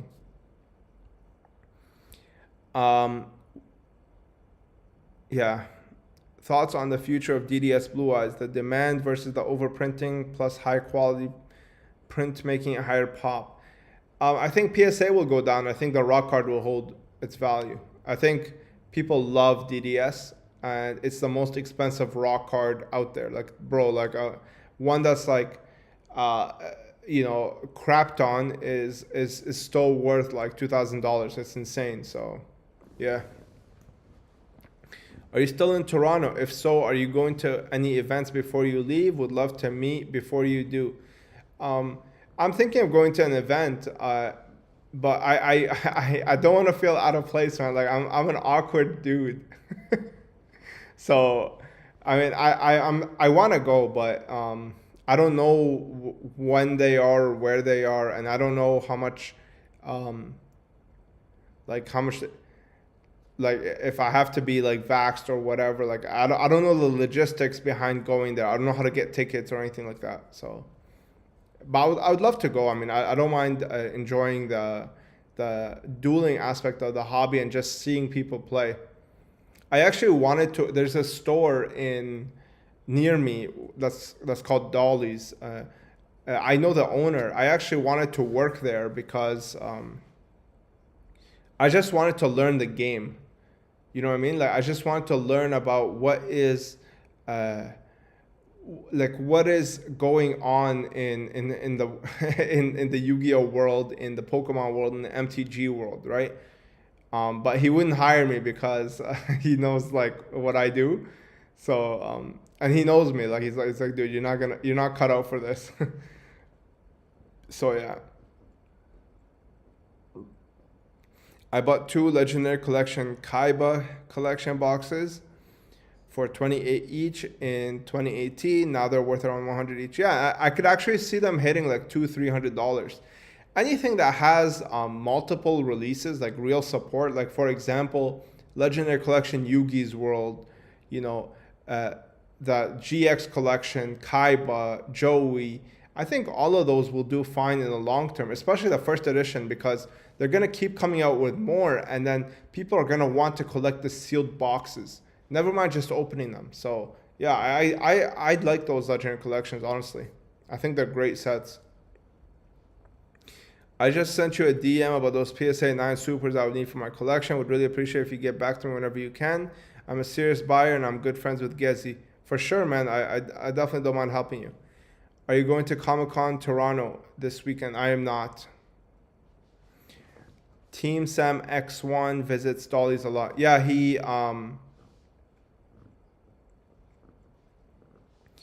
I think he works part-time for the owner of that shop. I think they have like kind of a partnership or something like that. Man, I love Sam. I think he's one of the like best guys in the hobby. Like truly intelligent businessman, and a really good friend, honestly. Like I can really count on him. So I mean, I don't need to tell you guys, but you should go subscribe to him. You originally collected Yu-Gi-Oh because of your love for the hobby. When it became something that was investable and profitable, how did you plan out what to buy and sell? Okay, so this is a video that I actually did it on Patreon. You should look it up. It's the only public video that I made on my Patreon channel. I made it public for everybody because I feel like it's important for everybody. So first of all, my mentality is not the same as regular people. Okay, I do not buy pretty much anything other than food and shelter, and transportation without in my mind wanting a good deal on it. Okay, like this is just how I work. Like me personally, my brain is like that. I buy my car for such a good price that I plan to drive it for a couple of years and then sell it for equal to or more than what I paid. Like other than I'm telling you, food and like my shelter, everything in my life is like that. I bought lights for a certain price.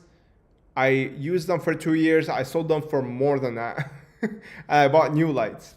So it's like, this is just how I work. And I do that with Yu-Gi-Oh as well. And it kind of transitioned. And basically what I did was I would buy like 5-6 things. I would try to sell 5 things in order to make up the cost for the 6th. And then the 6th I would set back in my collection and I would forget about it. I would not sell this. The reason is because number one, the hobby, it rewarded me. And you have to reward the hobby because if you don't, the hobby will crash and you will not be rewarded for it later, right? Like people ask me like, why is it that you don't just sell everything? Or why, if you have like 100 of something, why don't you just fire sell them? Well, it's because I don't want to do that to the hobby, right? I respect the hobby and I respect that people buy these things with the idea that I'm not going to screw them over because they bought from me or from somebody else or they bought from this hobby. So if I was to just fire sell everything, right? Number one, that would crash the prices. Number two, I mean, one thing like this on the same note, even if I like pass away, I still expect my wife, my family to sell things slowly. I don't expect them to fire sell things. I actually expect them to take over the business and sell slowly because even in my death, I'm not going to betray the hobby that rewarded me this much. You understand? So when I keep one item in my collection, I'm basically keeping something off the table away from the market that the market will not have access to. Because if I just take it and I dump everything, and I take my earnings and I go and spend it in another market, this market just lost money. You understand? So for me, I try to make sure that I kind of reward the hobby that has rewarded me. You understand? And I try to keep something every time I sell in my collection. And number one, it grows, so I can monetize it in other ways. Like for example, I can monetize it. I can monetize it via doing a YouTube video, for example, right? Like the YouTube video will pay me a little bit of money. The Patreon or Instagram, they'll pay me a little bit of money, right? And what I'm doing here is I'm actually taking money away from the Instagram content creator market and I'm putting it in the hobby. You understand? So I'm also supporting the hobby in that way. The thing that really pisses me off about like these flippers is that they buy things and then they go buy a bag with it, or they buy and sell things, they make a couple extra bucks, and then they go buy something else with it. That's not the point. The idea is you have to grow your collection at the same time. This doesn't mean that you don't take any profits. I'm not against taking profits. I'm against only taking profits, because then you're just hurting the hobby. All you're doing is basically just milking somebody for their money and hoping that you sell it to somebody that is, that was willing to pay more than you. You understand?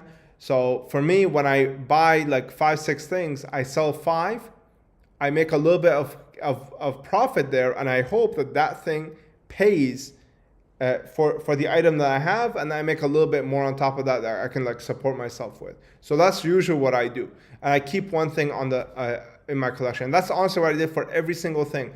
Like you will even see in my collection videos, like on my if you're a patron, I bought like that case, for example, of Lost Millennium boxes, okay, and I bought like a bunch of other stuff. Now I'm selling this other stuff, hoping to make back most of the money that I spent on the Lost Millennium case. And that Lost Millennium case is not seeing the light of day for a long time. You understand? And I will take the profits from the Lost Millennium case slowly into the market, and I will not crash the whole Lost Millennium box. Yes, if I sold everything right now, I'm still plussing. But that's not the whole point. You want to keep a healthy market. You want to keep a healthy market going. You don't want to just destroy it because you want to take the profits right now, and you want to quit. So like I said, even when I die, I expect things to sell slowly, because again, I love the game. I love it's why you ever ask yourself, like, why is Konami not just print shit to the ground? Why? They can make money. But they understand that you have to keep the market healthy. You have to keep it alive. And you have to keep it prosperous. If you don't do this, sure, you're going to make a little bit of money. But it's very quick, and it's not going to be renewable. You understand?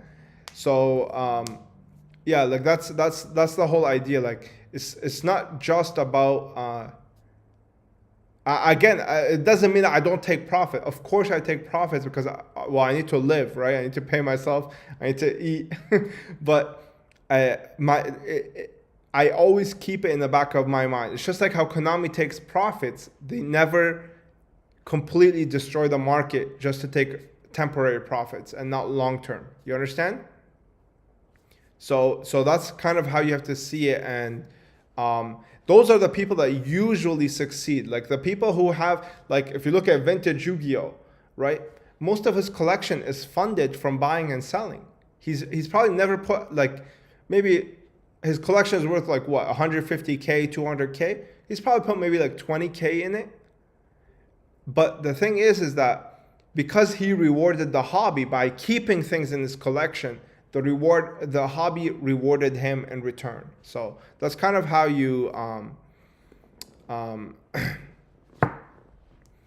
like that's how you kind of have to see it. Have you written your will? No, I have not. But I told them like how I want it done.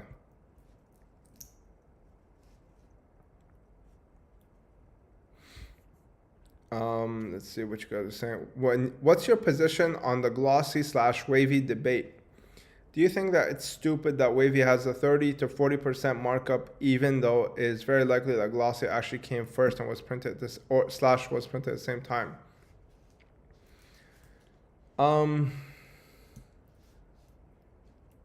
Okay, I mean, to me, I don't call anything in the market stupid. Okay, I think the market knows more than I know.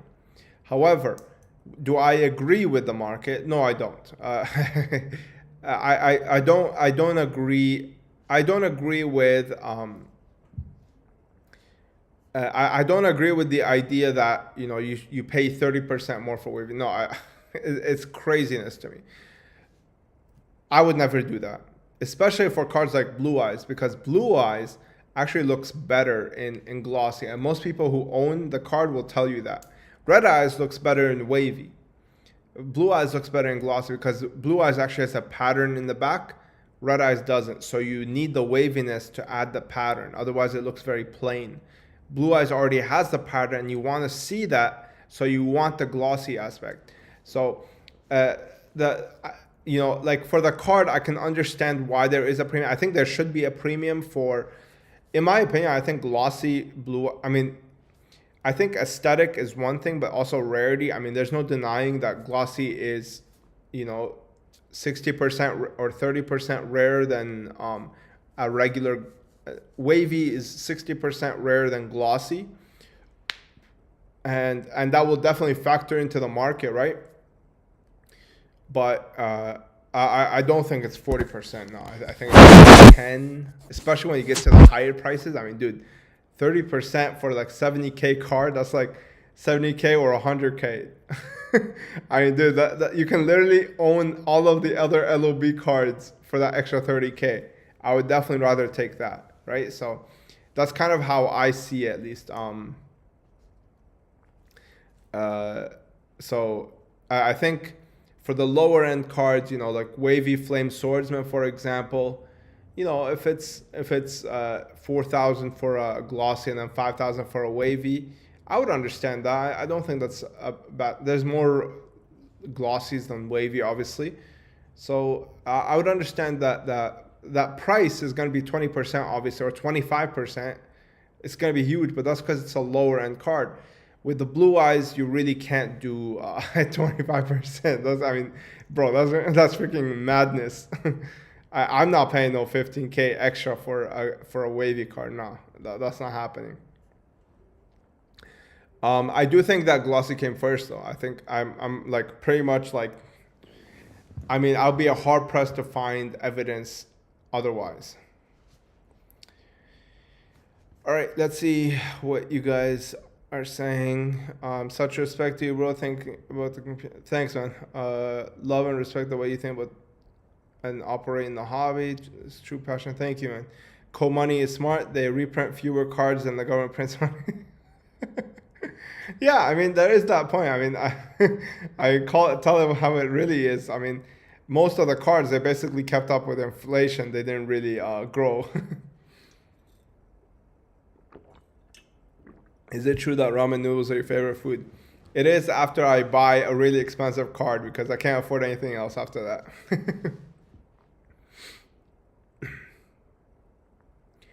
Yeah, I'm sitting on a decent amount of sealed as well, but I only really sell when there's something I want to buy. Even if it goes to zero, I'm happy to crack them open. Yeah, I mean, it will come to a point where if it crashes to zero, I'm just going to open everything. So, whatever. Do you agree with everyone has a price? Is there something you would not sell? No. Like I said, man, I love the cards, but I also don't have any material attachment to them. You know what I mean? I don't get married to things other than my wife. What's it called? Like even like I don't have like I said, man, I love my wife right here, but I love my wife, but or waifu. That's my wife, and this is my waifu. I love my waifu, but I don't like if somebody offered me like 300K. I mean, sure, you can take it, man. That's what I mean by you have to have a price, but it doesn't mean that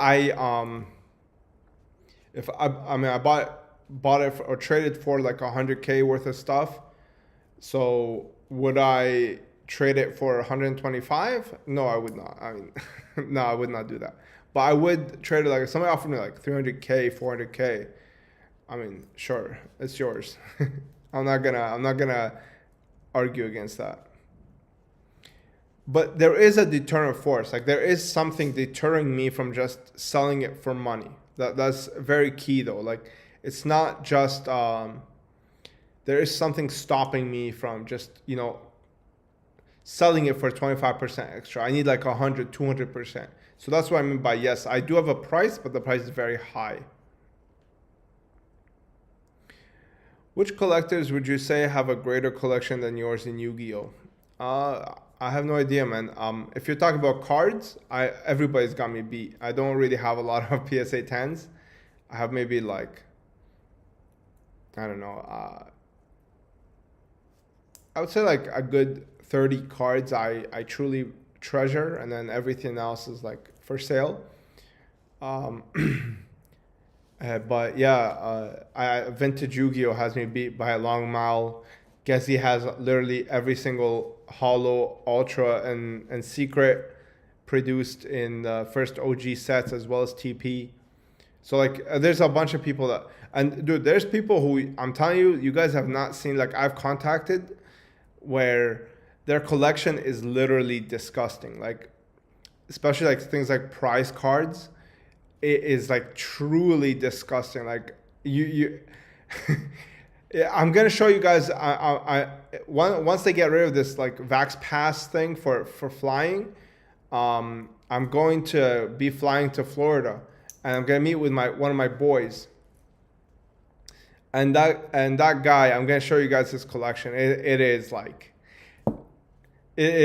nasty. It's nasty. So yeah, in terms of cards, in terms of things like sealed, Wow Loot Sellers has a bigger collection than me. That guy's collection is disgusting. That guy's collection puts mine to shame. You understand? Like, that's like that. His is a warehouse. Like, I can fit mine in my basement. You understand? He has a warehouse for his collection. So it's a different ballgame. But he was a distributor when he was like his father was when he was younger or whatever. But like, he had access a lot earlier than I did. I mean, I don't know anybody who's had access like I've had that has a collection like mine, if that makes sense. Is $6K for a first ed PSA 9 LOB Blue Eyes a good price? Yeah, I mean, I would say it's pretty damn good, yeah. Think about it. You need 120 packs to open it. The card raw is like $2,000. You're getting a mint card for 3 times. I mean, of course, I think it's a good price, yeah. Are you strictly PSA collector, do you avoid BGS? Do you agree that the statement that BGS 9 will most likely be a PSA 8 or even worse? No, I do not. I don't think BGS 9 will be PSA 8. I think BGS 9 will be PSA 9.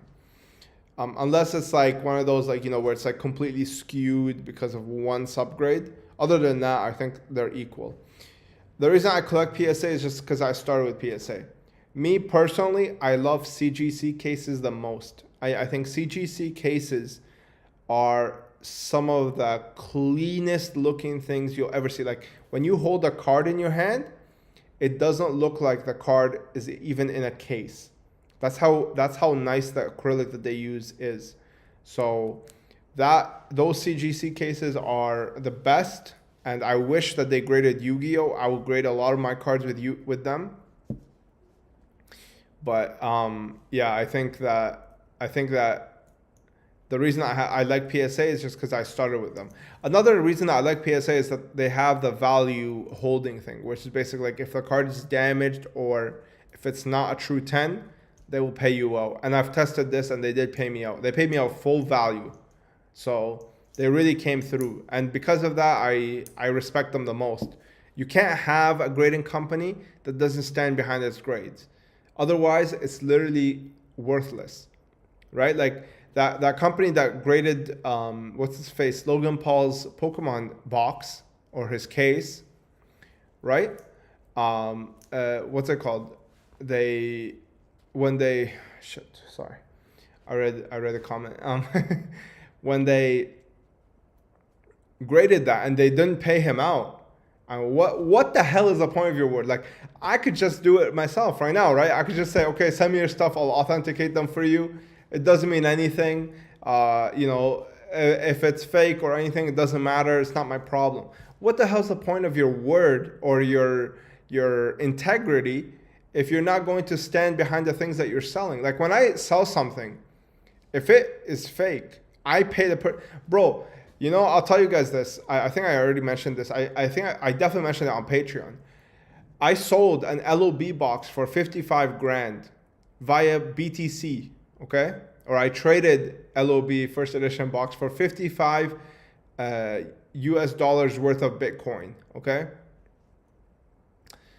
And I swear on my life, it was like 8 months later, I found out that the person I got these boxes from was a reseller. And it was like really good reselling. Like you can't really tell at all.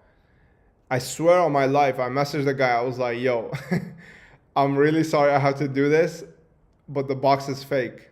I have 3 options for you. I can send you the money back, $55,000 worth of stuff, worth of BTC. Or I can send you a box from my own personal collection that I know is legit because it came out of a case. And he was like, nah, I want the box. Send me the box. And I was like, all right, that's fine. And I sent him the box. But I was 100% ready to pay him back. So, and that's me as a seller, and that's like a small 55,000 thing. Like I know 55 is big, but when you're talking like multi-million-dollar corporation, I mean, that's 55,000 is like literally dog food, right? Like that's their electricity bill, right? Those guys, if you don't stand behind your grade, then what's the point, right? So I think that the grading thing is very important to understand. It's very important to, the grading, standing behind your grade is probably the most important aspect for me, and that's why I support PSA. Indomie is the best instant noodle brand. Yeah, thanks, man. It's also extremely cheap. Great to hear that the thing you're most proud of is your wife and not your collection. Yeah, I'm proud of myself for for getting my wife, for landing my wife. That's when was the last time you opened some packs and pulled fire? I've opened for some people. Like I've had clients message me and they asked me to buy a box, and I would open it live with them. My wife pulled a ghost rare. She pulled Majestic Star Dragon from SOVR. So we had some packs, and he called me. He wanted to buy some packs, and I was like, sure, we'll open them. And we opened it like on FaceTime, and he pulled Majestic Star Dragon. He also pulled Ancient Fairy Dragon as well from my packs. That's me personally. The last time I personally did was like 2017, where I pulled Cyber and Dragon from from a case. So yeah, I opened a case of Cybernetic Revolution. Imagine that, 12 Cybernetic Revolution boxes. I paid $1,200 at the time, and I opened all of them like an absolute idiot. So yeah, and I only pulled one Cyber End out of the whole case. Daniel R. They already removed the Vax Pass in Ontario, including travel. They did? Wait, so I can go on a plane now? I checked the Gov thing, but they said no, I'm not allowed. I don't know. If you can link me, dude, that would be great, honestly. Because I would book my flight like literally right now. Well, last I heard was if you're vaxxed, you don't have to do the testing to get in and out of Canada. I don't know if it's like they're within the actual Vax Pass. I have no idea.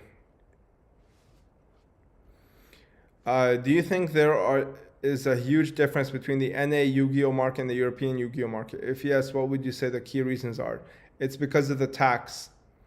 The Europeans absolutely rape you with tax. Like import tax is absolutely insane. Like it is disgusting. Like I cannot believe, okay, honestly, I cannot believe that Europeans don't literally underdeclare every single thing that they do. Like it's unfathomable to me how they can pay 19% tax. What does that even mean? Like, bro, I buy a $1,000 item. Imagine me paying $200 on top. Like that is literally extortion on top of the crazy taxes that they get. I think that they have the highest tax rates like in the whole world. Like it is absolutely insane, man. Like honestly, in my opinion, that's like straight up slavery. I mean, they're taking 20% from your income, 20% from your items that you're importing, sales tax, all these. Like, bro, like you might as well like just take all my money. Why am I even working? Honestly, it's disgusting, man. I can't believe it. I don't know how people put up with it over there. I think that's the main reason that people do that. Second one is scarcity, right? A lot of people, and again, scarcity comes from the fact that you can't import, right? Like people are scared of importing because of the extortion that happens at the border, right? Did you get anything back from the scammer? So I contacted him, and honestly, I kind of just wanted my initial investment back. Like I bought the boxes for like 4K. Obviously, I lost the opportunity cost. I could have bought from somebody else and still had the boxes, and they would still be worth 55. But I just wanted. I was so, because it was like 3 boxes, man. Like I had 9 boxes in total, and 3 of them turned out to be fake from the same guy. It was the same guy that sold Ruxin his DDS game. All right, it's same person. It's a resealer. He's from Florida. His name is Dan. Piece of garbage. I don't know how you sleep with yourself at night. Like honestly, like I don't know how you can even go to bed doing something like that. It's absolutely nasty. But yeah, I basically just gave him a bunch of threats. Like he knew he was caught, and Sassy Auto as well. Sassy Auto got scammed by him as well. Like 2 or 3 Meta Raiders boxes and LOB boxes. It's crazy. And yeah, he ended up giving me the money that I paid him in return. Like he returned the money that I paid him, which is like, I think it was like 3 boxes, $12,000.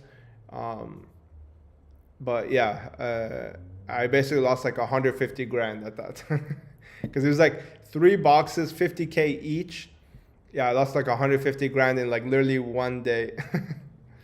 But I actually handled it pretty well. Like I was like this is how I knew that my collection doesn't matter to me. Like the material doesn't matter to me, if that makes sense. Like when I lost that, I was like, all right. I mean, it happens. Like that was my mistake. I should have known.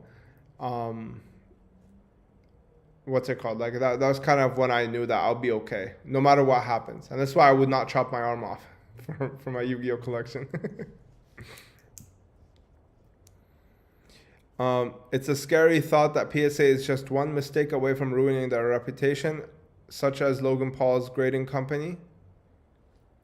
If that case had been authenticated by PSA, the PSA market would have crashed. Not really, man. I don't think so. I don't think it would have crashed. I mean, most people who buy labels, they're not really buying them for the actual quality of the card. Like really, they're buying them for the status symbol. You can find mint cards like in PSA 9s for much cheaper, but it doesn't have like the Rolex flash, if that makes sense. I don't think that it would have affected the market that much, to be honest with you. I think they would have just said, oh, we made a mistake. We paid Logan Paul his $6 million. We'll call it a day. PSA is a multi-million-dollar company. You know what I mean? Do you own OCG sets like sets which has Ultimate Rare Blue Ultimate White Dragon? Yes, I have. If you watch my room tour video, I showed my 2 boxes that I have. I have Spell of Mask, which is the Blue Eyes box, and then I have Pharaonic Guardian, which is the Gaia, the Fierce Knight box. And then there is the starter box Blue Eyes, and then I have the 2 OCG games. Those are my OCG collections so far. I'm trying to get into more, but bro, the prices are just out of whack, man. Like they're out of pocket.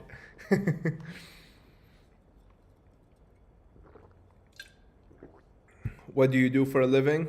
I reseal children's card game boxes. Yeah, pretty much. That's what he does.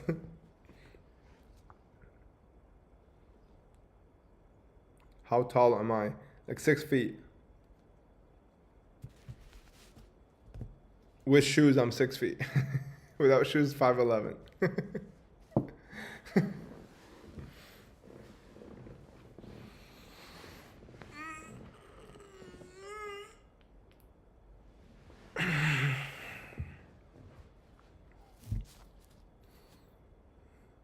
Miguel, man, thank you for your order. I appreciate you picking up some cases from me.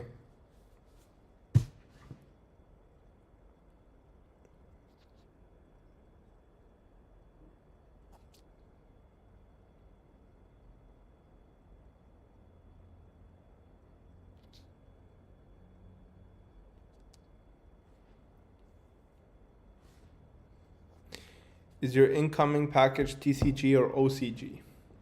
I don't want to spoil, man. Oh, by the way, Yu-Gi-Oh! Danish said, do people get first access to the Yu-Gi-Oh! Thing? Yeah, you do. You got on Patreon. You guys are gonna get 1 week access early for that video. How do you feel the collector's market is going to look in the next 5 years with prices going up and up and up? I mean, prices are not going up and up. The past like month and a half, what's it called? They've been going down, down, down and down and down.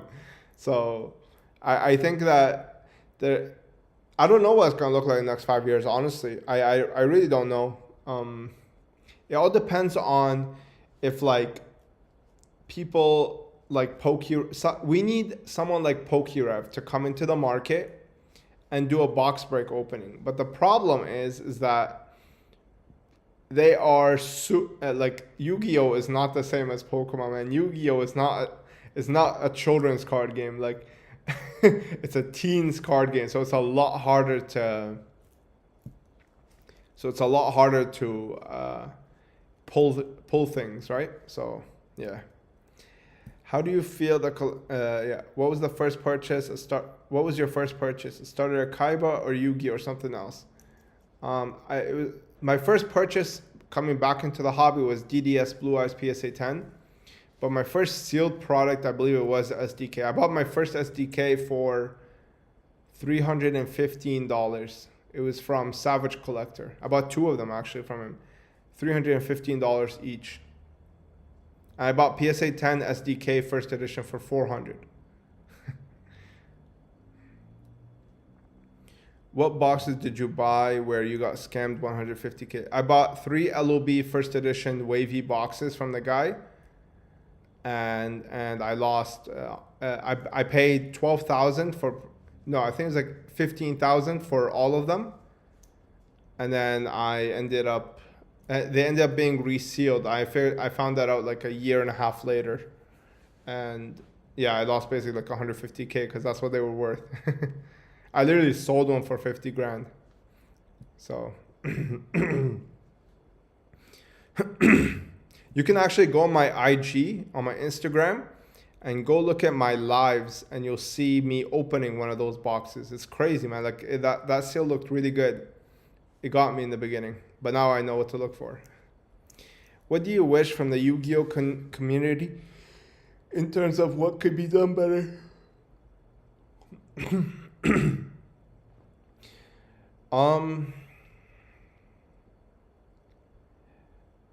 I think the community just has to grow up a little bit. I think it's just a little too childish right now.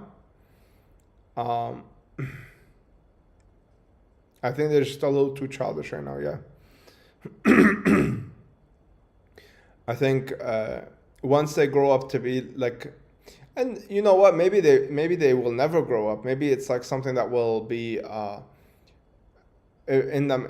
I don't know how the Magic community is, but I know for like the investing part of Magic, like there's no children there. Today, people get angry at prices. Like how I don't understand how you can get angry at prices. Like this is literally, they're angry at PSA 10 price. They're, okay, buy a PSA 9, buy a raw. You know what I mean? It's gonna be like that TikTok. It's like, I'm so angry with this. Okay, buy a PSA 9, buy a raw, buy a light play. You know what I mean? But they don't.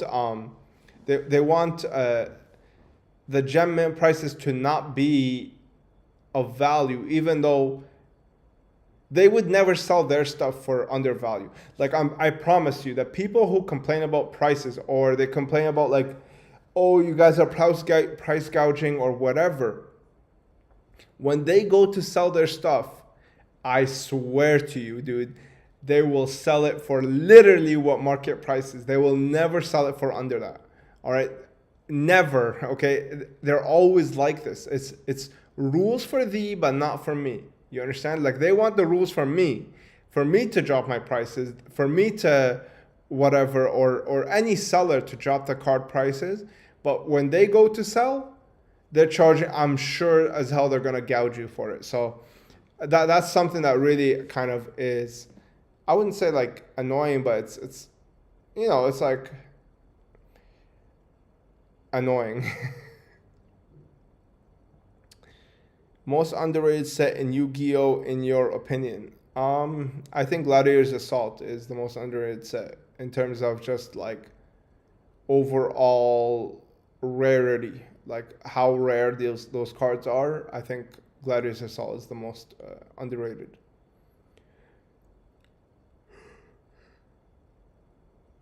First ed LOB boxes aren't worth 50K anymore now, are there? No, I think they're worth like 35 now. But it wasn't at the time, right? Like at the time, I sold it for 50 grand, and then I had to tell the buyer that 8 months later that it was fake, right? So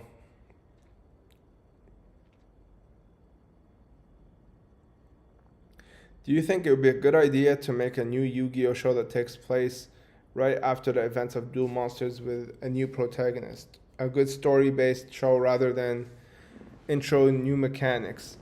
Yeah, I mean, I don't know if it'll capture the same nostalgia as before, honestly, just being real.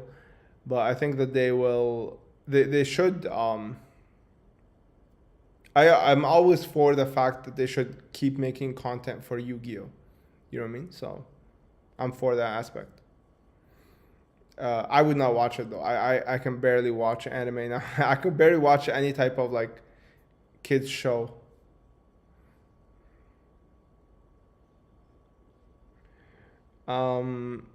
There's a first edition Magic Formula on auction on eBay. Also, dude, it looks super crisp.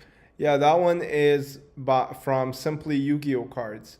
That guy is one of the most like legit guys I have ever met. I highly recommend you buy from him if you're in the UK. He's fantastic. So I highly recommend him. Me and him have done so much business, like 100 grand worth of business. And it's always like wire, no PayPal fees, nothing. So actually, I was talking to today.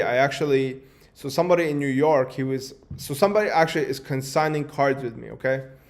And what's it called? So the guy is consigning cards with me, and he's from Florida. He's my boy, the one that I'm going to introduce you guys to. He sent me like 300K worth of cards to consign, and I'm selling them slowly for him. One of the cards I put on eBay recently, and the guy messaged me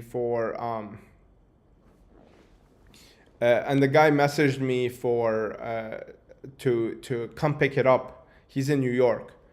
I was talking to the guy today. He came and picked it up today. It was for around like 10 grand. He wired me and he told me something. I was like, oh, did you like trust me because like of the follower count or something? He's like, dude, when you go into the over 5K territory, the people who are in buying and selling those cards, they don't play these types of games. You're going to find these types of games in the lower end stuff because those are where the bottom feeders are. You understand? So I just thought that was kind of interesting. I was like, yeah, I mean, it's true. I mean, I don't really ever have to, like, people wire me literally hundreds of thousands of dollars. Like, wire. Wire means, like, you can never get it back. It's gone. It's done. It's in my bank account. It's done. And I mean, like, they don't really have a problem with it. I've wired that guy Simply Yu-Gi-Oh cards, like, I think 35 grand in one shot to buy, like, a whole bunch of his product. And again, not even like, I don't even sweat it. You understand? Like, this is what, when you're dealing with that type of level of people, integrity is everything. And I think, I don't know what it is. I think as you start climbing, that integrity starts to go more and more up, if that makes sense. So I highly recommend Simply Yu-Gi-Oh Cards on IG. Hit him up. I think he has a business called Clerks Trading Cards. Hit him up and support his business. He's an awesome, awesome guy. But I don't think that was a PSA 10. I think it's like PSA 7 to 8. And I am making a video on Gladiator's Assault, so stay tuned for that.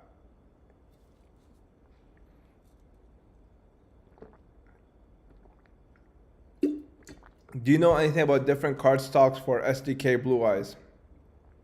I have two. One that's darker and looks normal, and the other that's lighter, like SDJ Red Eyes, and feels different. All other details are fine. So the darker comes from the 2002 Unlimited decks. The lighter one comes out of the Duel Master's Guide. That's where that Blue Eyes comes out. So if you look up Duel Master's Guide, you're going to see it has a Blue Eyes and a Dark Magician deck on the front, and that's where you're going to get the lighter Blue Eyes. You can also get it from 2003, but that's where you get the 0.5 print, or whatever the hell the collector community calls it. But the SDJ, the one that looks like a SDJ, that comes from Duel Master's Guide. I have 36 glass blisters. Do I open them to try and find formula? You can't pull formula from blisters. You can't pull any of the big five from blisters. I'm doing a glass video just for that because a lot of people have misconceptions about it. Imagine an adult-oriented Yu-Gi-Oh show with an actual good story. I feel like it could go well with nostalgic people if it's done right. I don't know how you can do an adult TV show with a good story about cards, man, and go into the Shadow Realm if it is a children's card game. I can't imagine. I don't know how that would be pulled off, but I mean, if they do, I'll check it out. I mean, I love Kaiba and Yugi, so if I see them on the I watch the movies because of that. So if they show them, then what's it called? Yeah, I mean, I'm all for it. There's so many people that will offer you 40% less for BGS 9.5 compared to PSA 10, but when they try to sell BGS 9.5, they price it at 5% less than PSA 10. There are a lot of hypocrites. Yeah, I mean, most of the value in BGS, honestly, is whether it can cross the PSA 10. So that you have to understand that. So, like, if it's a 9.5 plus plus, people will pay a lot of money for it because they know it's going to be a PSA 10. So yeah. Do you believe Elemental Hero Air Neos will ever be reprinted? No, I don't think it'll be ever reprinted because we don't know why they don't reprint it, to be honest with you. Like, nobody really has a real reason, but recently the OCG released a card with I don't remember what the hell it's called. Let's look it up real quick. I'm gonna look it up. One sec.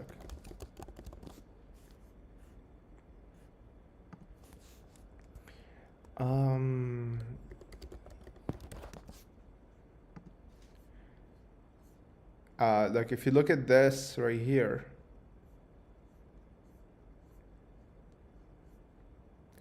give me a little bit. Just trying to find it. Oh, right here.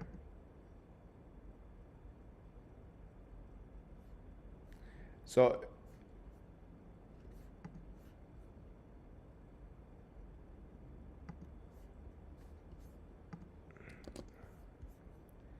I'm gonna share it with you guys.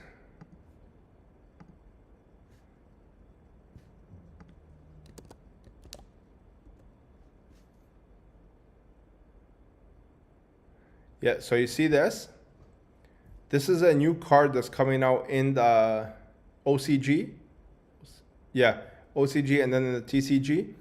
This is based off of the intro for, what's it called? The intro for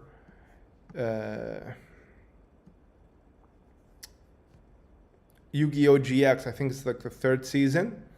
And you can see in the intro, this is the intro song, you can see Ernios in the back, and he's the only one left out of here. You understand? So I don't think that what's it called? They're going to reprint it ever, because I think there's something. It has something to do with copyright or something. I have no idea, to be honest with you. Damn, this is why I'm subbed. Looking forward to the vid. Yeah, it's gonna be a huge one. It's intense. Um, are the big five glass secret rare Silent Doom, Necroface, Soul Taker, Gilgarth, and Magic Formula? Yes, they are. Yes. Do you have any sealed retro pack one? I don't. I wish I had a box, but I don't have that, unfortunately. I'm so glad you said no, because I just picked up first ed copy of Ernios. Yes, I would recommend Ernios, dude. It's not like it's just one off hero. Like it literally appeared twice in the show. So I would definitely recommend it. Does Strictly Seal just stare at his G3 PSA 10 DMG and be like, my precious? Yes, I do. My precious. Teardrop is my favorite opening song. I haven't heard them in so long, man. Chance of 6 Sam Kizaru being reprinted. I have no idea, bro. I have no idea.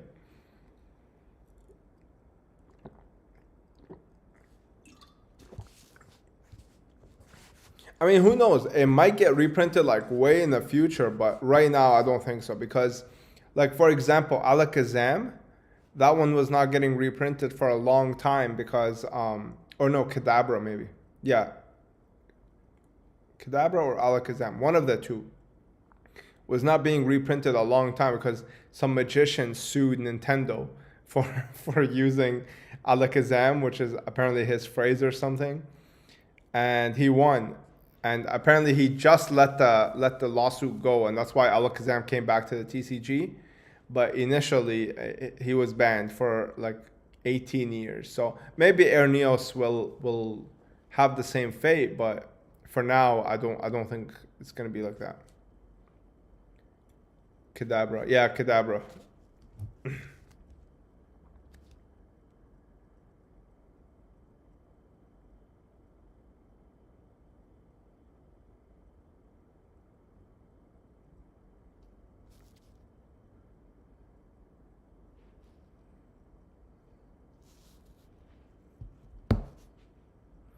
How do pack opening YouTubers like Roxanne34 fund their videos? Do they open borrowed packs? No. Roxanne dumped a lot of money in the beginning. Honestly, like he really invested in his channel. I don't blame him. For me, I'm kind of investing time wise. I could probably buy packs and open them as well.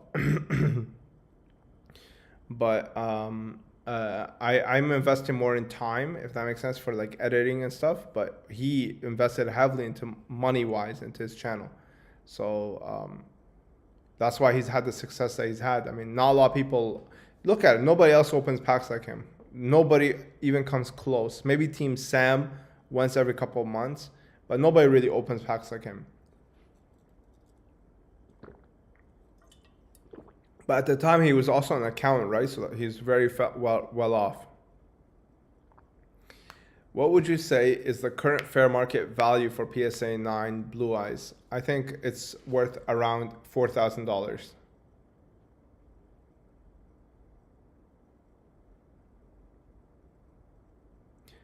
Do you have any prize cards in your collection?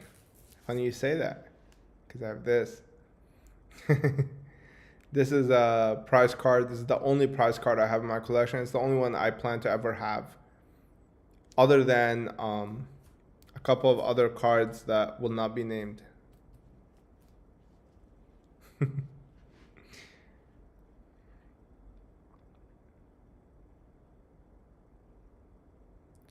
Compared to a 10, 10 is like ten to $12,000. The flex, yeah, yeah, I'm flexing.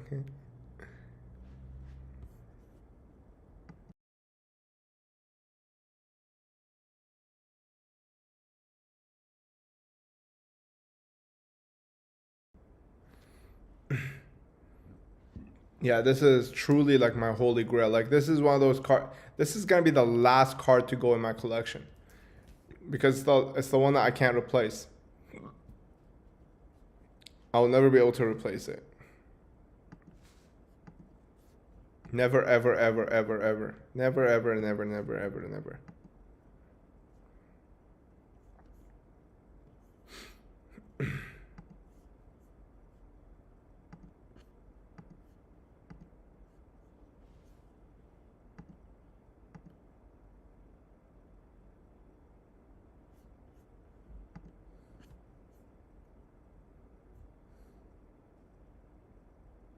When will you acquire Tyler the Great Warrior? Never. I don't want that card. I don't even want. I don't even want to look at it, dude. And I don't think it looks that good. How much did you pay? Can I ask? I didn't buy it. I traded for it, but I traded a lot, like $100,000 worth of stuff for that. What do you think about Blackluster Soldier OCG prize card myth real? I have no idea, man. Like it's okay, but it's like I don't understand the appeal. Um, I don't really get it, honestly. I think that it's not nostalgic to me, man. How hard was it to acquire? It's so hard that I will never be able to get it again if I sell it. That's how hard it is. Like I had to find somebody in Japan who had a store in the US. He brought it over. He sold it to my boy. My boy traded down for me, which is something that never happens with these cards. So I was like so lucky. And then it was a PSA 9 originally. I sent it in to PSA and they looked at it and they said, yeah, no, this deserves a 10. And they gave me the 10. So I don't think it will ever be topped, if that makes sense. Thoughts on Weiss Schwartz? I saw you had some SP rins in your on your IG. Yeah, I like Weiss. I don't like the when they do like an anime. I don't know. I don't like when they do an anime screen rip, if that makes sense. Like where they like, I saw that exact same scene in the anime, screenshot it, and then make a card of it. I don't like that. So that's the thing that I kind of holds me back. But Reen is the next best waifu, so I just bought the two. But also I bought them for very cheap. Like there's no chance I'm paying what they're going for now. So yeah. What would they have to do for a new product to make you want to buy it? I know you said Yugi's World is the newest product you own.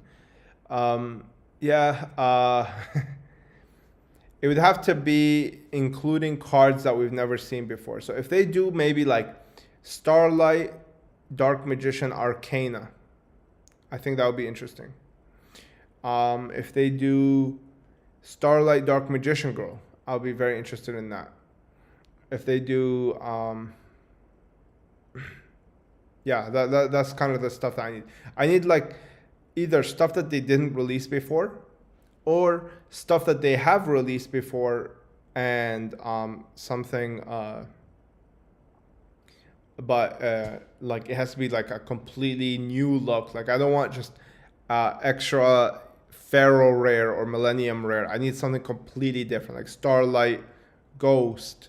Like the Ghost DMG, I'm very interested in, right? But I'm not opening product. I'm gonna buy it raw for sure. That's kind of what it would take. Why are BPT 1 to 6 raw cards so cheap? They are vintage and with even prettier rares and booster box counterpart. I don't know. I love BPT 1. Whenever I find mint copies, I always buy them. I love that card. I think that is one of the best looking cards in the game. If I was to select like one TCG card that is my favorite, it is that. It's BPT 001. That's my favorite card in a TCG. Is buying one of those magnifying jeweler's loops to establish the condition of a card before sending it for grading too overboard? I don't do it. But I mean, if you want to save your money and not send shit that might not be gradable, I mean, do it. It's a good investment, right? It saves you money in the long run. But I don't do it. Here in Indonesia, we don't strictly play TCG or OCG cards. We're not an official Konami country because people won't buy OCG cards. So I have to buy cards from Japan or Korea using shipping proxies. Very interesting. Sadly, there's an 18% tariff, but the seller always writes lower prices. Korean cards are very inexpensive. Yeah, Korean cards is a good way to put product on the market that is is I don't know how else to explain, like good for the lower tier, lower end collectors, if that makes sense. So I totally don't have a problem with that. Even if they reprinted unlimited everything like right now in English, I'll be okay with it. I just don't want them to reprint first edition. That's the only thing I they have to respect that. I have to say the room tour was amazing, my man. You have some really cool and rare things to have in one place. I see great success in your YouTube because the passion and knowledge you have. Thank you so much, man. I really appreciate it. Thank you so much for your support. Are you going to do them for the new home? I actually put everything away. Like I didn't bring them with me. I put them in another place, like a small storage place, because this place is smaller. Number one, and number two, I didn't feel the need because I'm not going to really sell them. They're very long-term investments, so I can just like set them and forget them, if that makes sense. Maybe I might do one like a short one, but there's really nothing changed other than the layout. So maybe I'll do like a YouTube short or something that just goes over where I'm going to put everything. What's a rarity in the OCG that you should come to the TCG? Ghost Rare, Ultimate Rare Blue Eyes White Dragon. If they can do that, ooh. Or the Dark Magician, the original arts. Actually, they haven't done Ultimate Rare in any of those, but they will never look as good as those OCG ones. Those OCG Altis are probably some of the best looking cards in the game. In the game.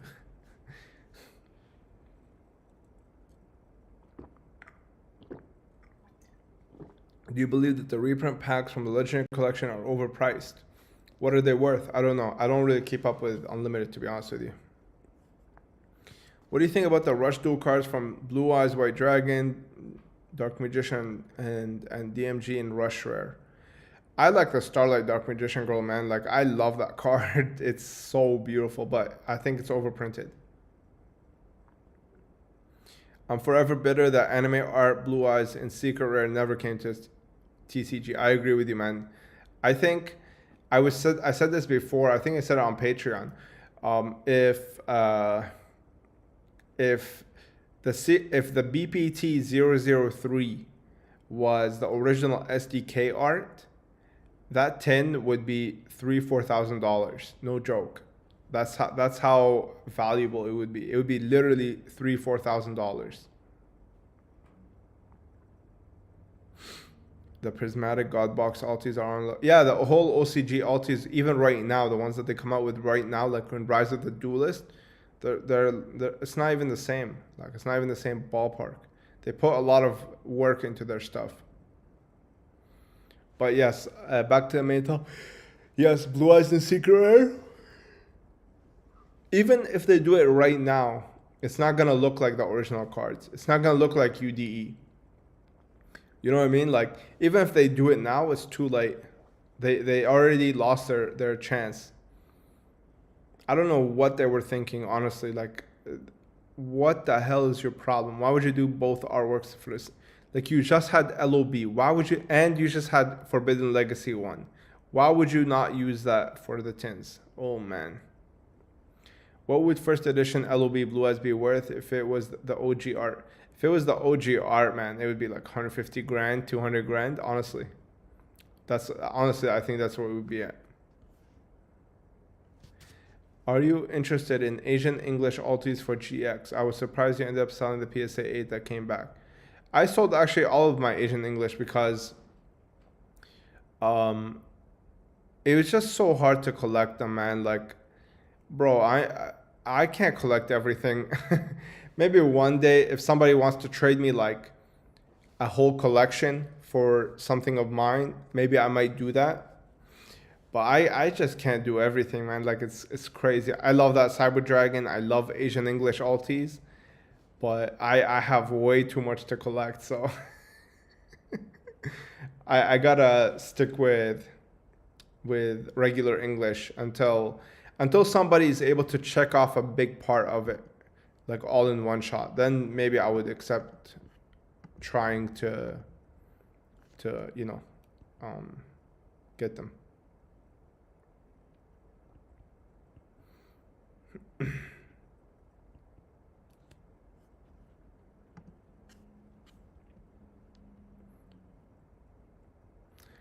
Are you the type collector where you need to finish off a set? Why not keep the Cyber Dragon as one-off Asian English card? Um, if it got to 10, I would have kept it, bro. Like, I'll tell you something. My boy, his name is Jack. Shout out to Jack. He's my teammate as well on softball and other sports. Um, he he actually Teams Young is a seller on eBay. He mispriced Cyber Dragon PSA 10, okay, AE, for $3,000, and I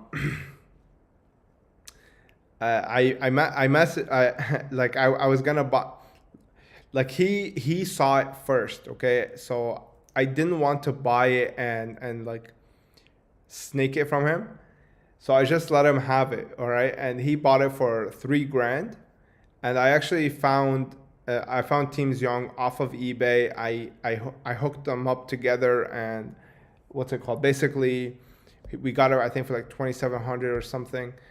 Like it was an insane price, man. Like it was disgusting. PSA 10 Asian English Cyber Dragon, and that was my opportunity to get one in PSA 10. After that, I kind of lost it, and it's become like unreachable for me because, I mean, I have 5 NA Cyber Dragons. I offered one of them to Jack for but he doesn't want. So I'm just gonna live with it. I have like 5 NA Cyber Dragons, which is the rarest version actually compared to everything else. It's the rarest. So yeah, I'm okay. I'm okay with what I have. Maybe if it comes up for trade, then I would do it. But that's it. And are you one to not settle for lower grades than 10 for unattainable cards? I'm only willing to settle for really high-end stuff. Like, for example, like 100,000, like this, I was willing to sell it for a 9. I mean, I regraded it for a 10, but if it was a 9, I'll be okay with it. Because this is like an acquisition cost more than grading, if that makes sense. So that is, I'm okay with, but like Cyber Dragon is like what, 10 grand, 12 grand? I mean, that's not small money, but I could buy it if I wanted to, if that makes sense. So that's why I don't settle, if that makes sense. The PSA 10, I can't buy no 100K grand, so 100K card. So that's a different ballpark. Hopefully that makes sense. So that's why I don't settle for like the lower end stuff. And I know it's not lower end for most people. I'm just saying lower end for somebody who has and touched like pretty much everything. I would consider it lower end. Do you also collect cards with different languages other than English? I just collect Japanese sometimes if there's no English counterpart.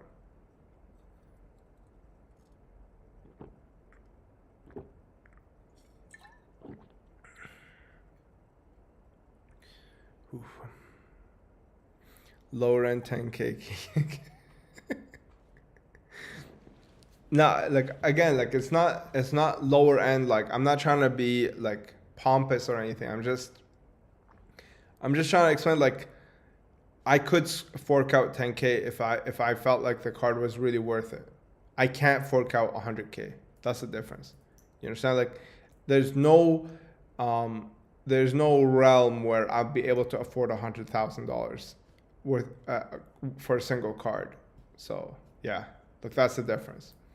For some people, like they can't fork out 10K, but they can fork out 3K. So for them, 3K is a lower end card, and 10K is like out of reach for them. So it's just like, for example, like a millionaire can look at a Lamborghini and say that, a Lamborghini Aventador is 500 grand. That's lower end. And then, like a McLaren, not a McLaren, I don't know, like a freaking Bugatti, that's a higher end item because it's like $2 million. You understand? So that's kind of the difference between it's just levels, if that makes sense. I would not dream of a 100K card, but somebody else, like my boy Zach, bro, he'd buy a fucking 100K card. He doesn't he doesn't have a problem with that.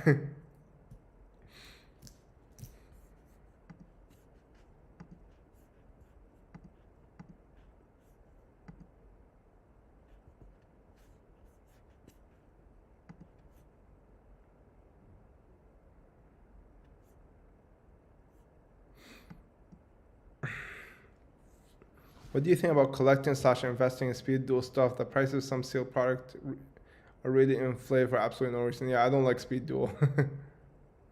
As a broke college student, 100 euros is an upper end card. That's okay, man. I was there too. You just gotta work on yourself. I was there too, I promise. Everybody was. I don't like speed duel. To go back to Jerome's point, I think speed duel is okay, and I'll buy maybe like a favorite card like Dark Magician Girl, but I would not like, yeah, I would not go ham. What's your lighting setup to see the condition of a card before sending to PSA? I can show you guys. I'll show you. I have this right here. That's it. And I just shine it across to just see the condition. It's just a regular, like, I think it's like $100 light.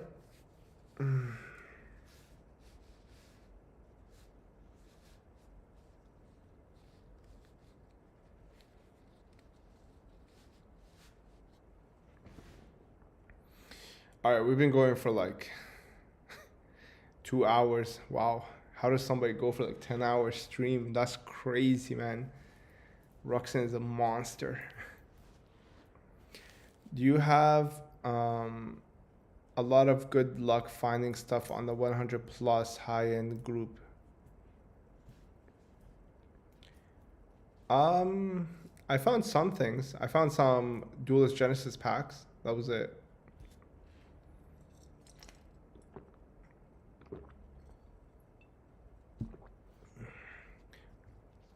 I didn't really find too much there.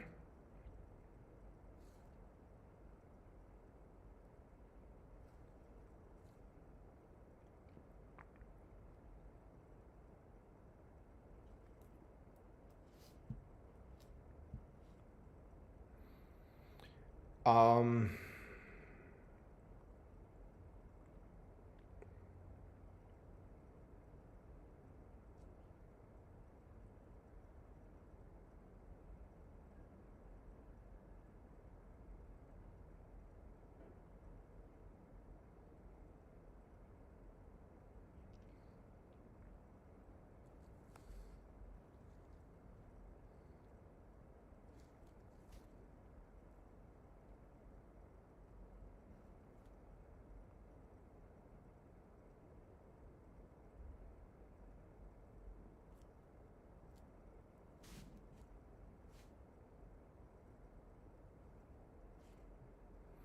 Sorry about that.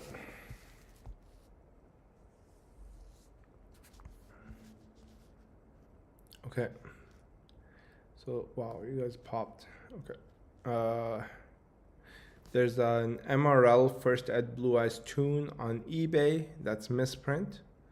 The whole card has foiling. What do you think about these? They're asking 6K CAD. I mean, that's ridiculous. What do you mean the whole card has foiling? Isn't like it's like hollow bleed? Yeah, absolutely ridiculous. That's like $300. Do you have a lot of good luck? I already answered that. What is LDDC Blue Eyes? It's Blue Eyes that was only released in Quebec. I had a PSA 10 of that actually. I bought it for 700. I sold it for 3,000 in 2018 or 2019. So yeah, that's all I can say about that. I mean, it's quite rare. It's always OC, always. So population is quite low and it'll always be low. What I don't really get is why some cards in German, Spanish, French, whatever are cheaper than their English counterparts. I mean, I understand that most people understand English and stuff, but why? Um, well, number one, because most people understand English, most people are most people are willing to put their money behind things that more people are attracted to, right? Like, if I was to buy like a card for $100, right, and it's Spanish, but then I have the opportunity to spend $100 on another card that is not Spanish, English. Which would you buy, right? You'd buy the English one, and because of this, you're gonna see a lot more people are gonna pick up the English one. Why? Because I mean, they know that the biggest audience for Yu-Gi-Oh is English speakers, and because that includes Spanish and German and all these other languages, right? English is like the new speak of this world, so you have to speak English, otherwise you're screwed. I'm seeing a 1999 OCG PSA 10 card. PSA 10 population 28, sold for 900 recently on an Asian auction site. But the same 2001 TCG PSA 10 card sold for $2,000. Good price. Up potential for the OCG one. No. I think the reason that it's selling for so cheap is because the demand is a lot cheaper for Japanese cards. Japanese cards are not as rare as Yu-Gi-Oh cards. I mean, they are rare, but in terms of overall supply, I mean, OCG is insane. Like, this is why Japanese collectors don't have respect for set cards. You understand? Like, they really go towards prize cards because in Japan, they printed the hell out of product. It was not something that was like, and there's no unlimited first edition, right? Like in Yu-Gi-Oh TCG, there is first edition unlimited.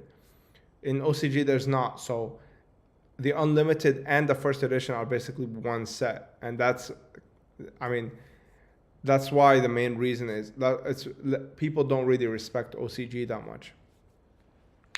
Biggest difference between secret rare GBI and DOD YMA jump god cards.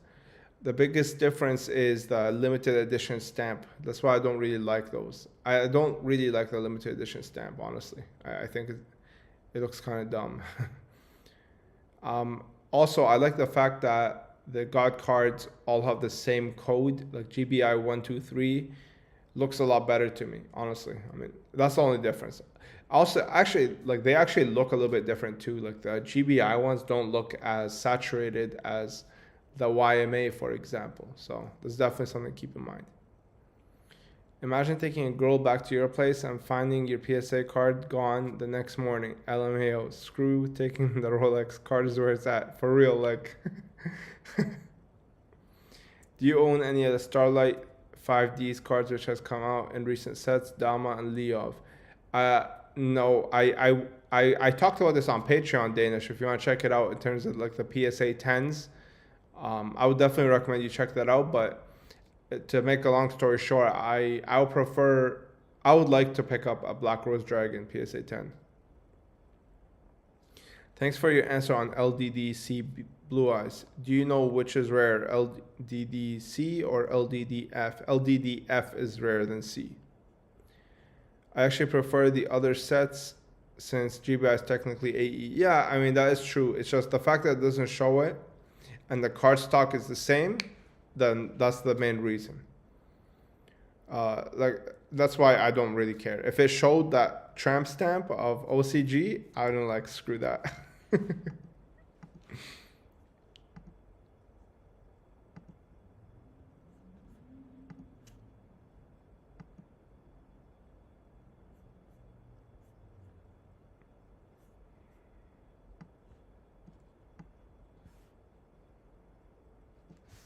Oh wow, 3 hours. All right, we're probably gonna call it a night. Does anyone have any other questions left, or have we had our fill. Stay tuned for more videos. I'm working on some binder projects. I hope that you guys can support me in that.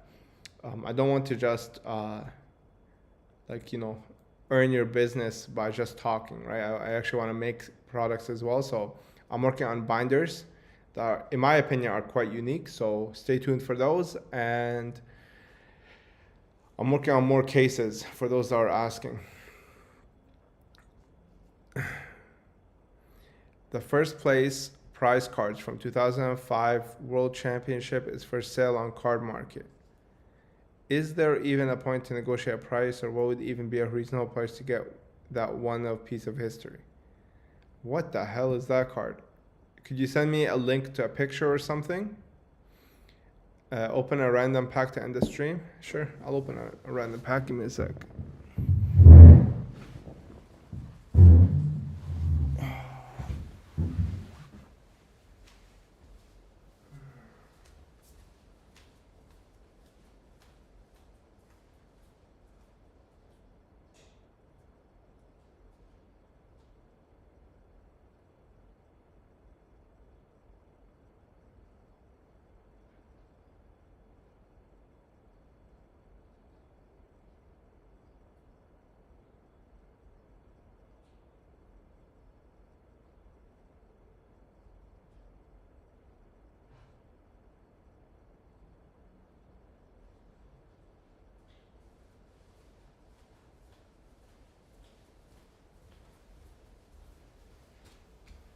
All right, we're back.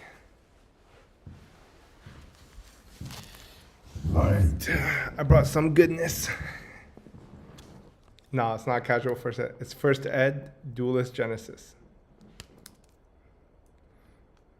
Gonna open two packs. All right, first ed, TDGS. If we pull a ghost, I will literally lose it. No joke, I will literally lose it.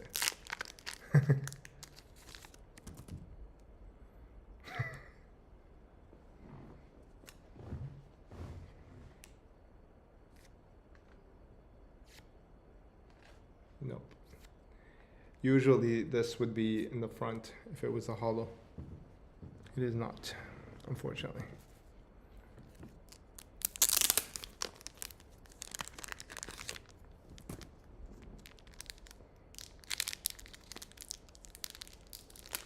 You're gonna get like a open face emoji, open face profile picture if I pull a ghost on this.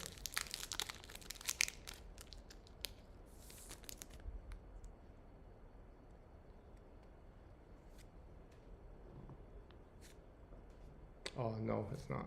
Oh, ooh, yo, a secret rare, a secret rare. Air Knight Parshath or Avenging Knight Parshath. Oh, let's go. Wait, hold on. Let me get it proper. Yo, I just pulled a secret rare. Sick. This is going to go in my binder. All right, there you go.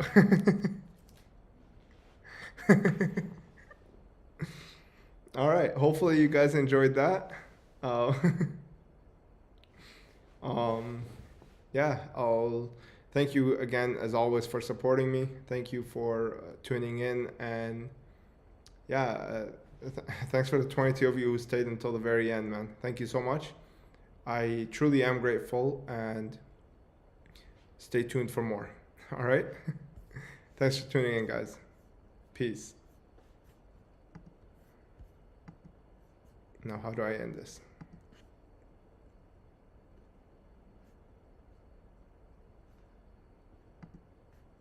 Oh, there you go. Take care, guys. Okay, actually, this guy asked a question. I don't want to let him down. I have a Starlight Prosperity. Should I change it to Book of Moon PSA 10? I have no idea, bro. I don't really do the new stuff. I don't really know about Prosperity or anything like that. Take care, guys. Peace. Oh, that's how you know my packs are unweighed.